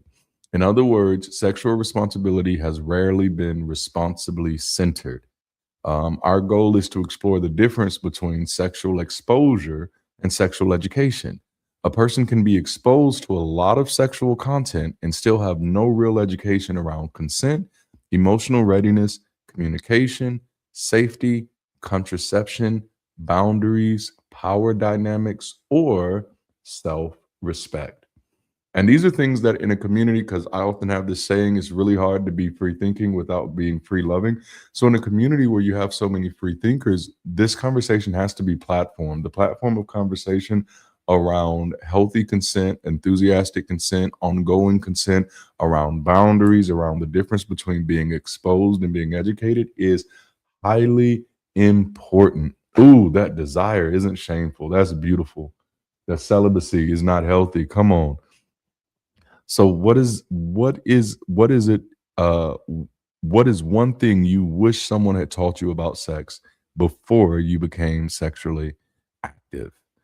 Because a lot of us were not taught about sex. We were warned about it. We were shamed about it. We were sold fantasies about it. We were entertained by it, threatened over it, aroused by it, and then expected to magically become healthy adults with healthy intimacy. Let me check out some of these answers here. Yeah, I actually have a latex allergy as well that I found out unfortunately later in my life. And I guess I developed it later. So oh yeah, I forgot I can read these over here so that I don't have to kick the chat out because I love seeing the chat. All right. That it's okay to know what feels good on your own body if you haven't been allowed to safely explore. That is so good. That is so good. That the emotional toll sex has on you. Yeah, man. This is bigger than just body parts, you know. Man, sex is about pleasure and connection. If you're not already in a state of pleasure and connection with the other person, don't bother. Come on now. That's actually some pretty straightforward advice. That's like, I know quite a few people who could benefit from that advice right there. Like, if you're not in the state of pleasure and you're not feeling the connection, maybe move on. How to actually say no. Ooh, and what is consent and what isn't consent. And that it's okay for women to say no. I mean, think about that, y'all. Like that's somebody's answer. That I wish somebody would have told me that it's okay to say no. And I wish I would have wished them I wish they would have told me how to actually say no. Man. Shame is used much more as a shield for abuse than as control of behavior. If you want to have a culture without the abuse, we should use something other than shame to ensure good action. That's so good. I like that. Like we're bringing out the good stuff today. That no is a period. Oh man, that I wouldn't go to hell for exploring with both sexes. In fact, hell doesn't even exist. Come on now. To always wear protection because HPV exists. That sex does not equals love. Like and I want everybody who's participating as a parent to think about these things because basically what we all just did is we all just had like this conversation with our younger selves. That's what we just did throughout this whole conversation today is walk back through what we would have needed from our parents at that time or what we would have desired from our parents and not in a way that says, hey, these people were wrong. This weekend is not about blaming everyone who taught us poorly. Like that's just really not the goal. Some of them were poorly taught too. But at some point, we have to stop letting unreliable teachers keep writing our sexual scripts. Purity culture may have taught contradiction. Silence may have taught secrecy, but healthier formation can still teach clarity. It can still teach safety. It can still teach boundaries. And most importantly, wholeness. And maybe the work now is not just becoming less ashamed of sex, but becoming more responsible, more honest, more humane, and more whole in how we understand it, how we approach each other, how we support each other. And I think the more we pull these conversations out of the shadows, the more we are willing to confront the dynamics of sex, sexuality, sexual identity in our culture in a way that is not attached to shame, the more we empower the people in our society to live in their fullest truths. And that's the power of community for me. And so if you're not a part of a community, guess what I'm about to ask you to do? I'm about to ask you to consider joining our community. Number one, because we have conversations like this. If you enjoy conversations like this, at least once a month, we have a roundtable discussion led by our head of community and sometime other people in our communities where this is exactly what they do. And we're getting ready to start rolling out small groups as well so that we have these things going on weekly, bi-weekly, monthly to help people really talk about the things that are important to them. Sunday sessions are just a microcosm of what we're building. This is just the lighthouse. This is just the way we let people know how you get to the bridge. Okay, this is the lighthouse to the bridge. But once you get here, there's so many things happening. And I do encourage you, don't show up just to consume, show up to contribute, to collaborate, to co-create, because that's what makes community wonderful. Look at the way we co-created this conversation today in a way that was incredibly helpful, I believe, to everybody who participated. So if you're ready to be a part of the change that is making change, then join Bridge City today. And now I'm handing it over to the next steps. And so we're going to let Jude take it from here. What an incredible session. Today, we're just scratching the surface of what it means to have brave, honest, non-judgmental conversations about sex, sexuality, intimacy, desire, shame, secrecy, consent, boundaries, and relational complexity beyond purity culture, patriarchal conditioning, religious guilt, pop culture distortion, and performative liberation. So I want to hear from you. What was your light bulb moment today? Drop it in the comments right now, or head over to the Commons on the global campus to keep the conversation going.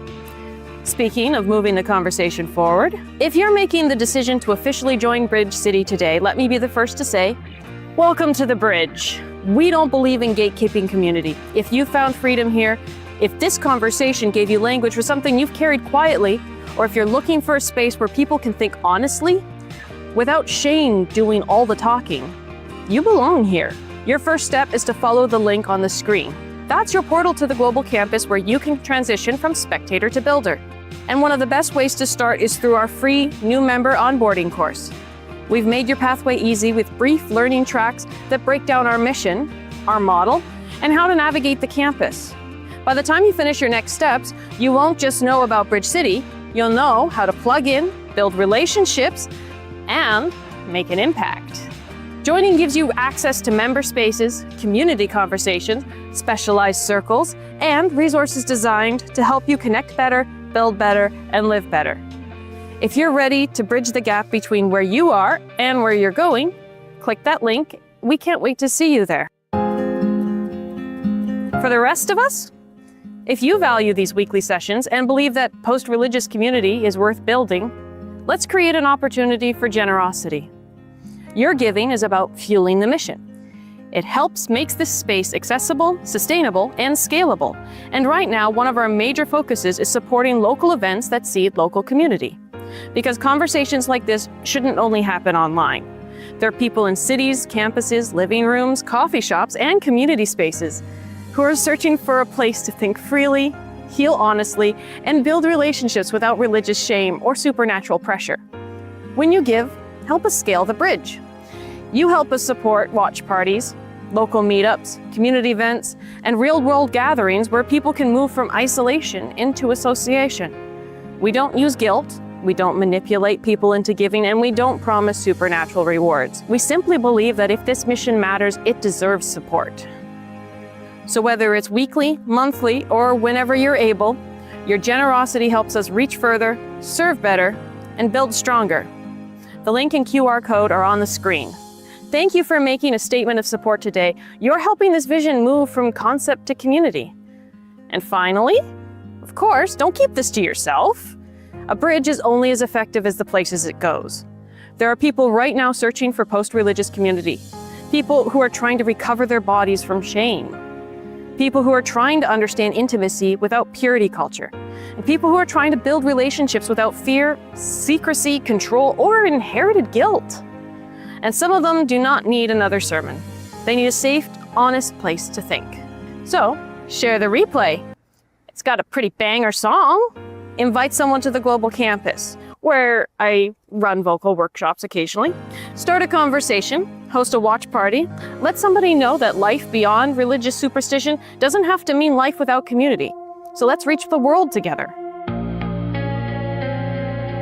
Thank you for joining us this weekend for the NSFW series. This is not the easiest conversation to have, and that's exactly why it matters. Sex, sexuality, and relational complexity deserve more than silence, fear, jokes, judgment, or recycled purity culture. So I hope today gave you something to think about, something to question, something to name, and maybe even something to handle with more care. To our visitors, I hope this conversation gave you something to carry with you this week. Remember, the first time you're a visitor, the second time you're a guest, and the third time you're as good as family. We can't wait to see you back here next weekend as we continue creating brave, honest, non-judgmental space for people moving beyond religious superstition toward human flourishing. To our members, don't let the conversation end here. Make sure to check the resource board where you can suggest movies for our monthly movie night, spotlight a charity, and even learn more about the teams making this community possible. There's so much happening behind the scenes to help us keep building better and living better together. And that's all for today, Bridge City. As you head out into your week, remember our core values: forward-thinking, people-centric, and life-affirming. Be forward-thinking enough to question inherited shame. Be people-centric enough to handle vulnerable conversations with care. And be life-affirming enough to build relationships, communities, and futures where people can become more whole, more honest, and more free. So until next time, keep rising, be the bridge.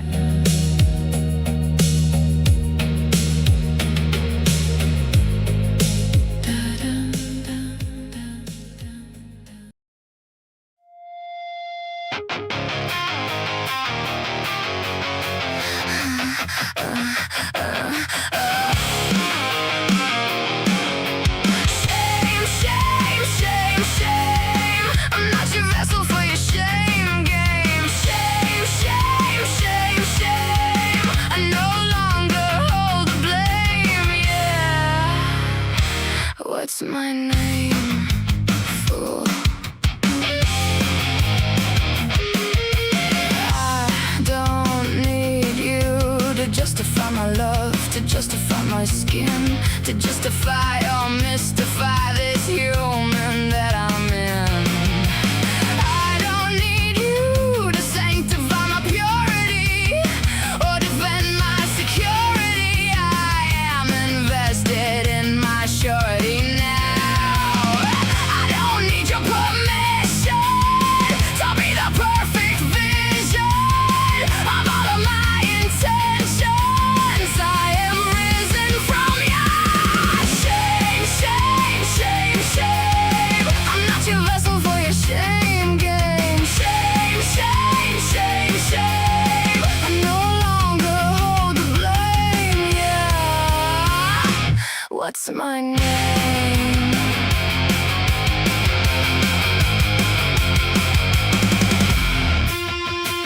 I came already.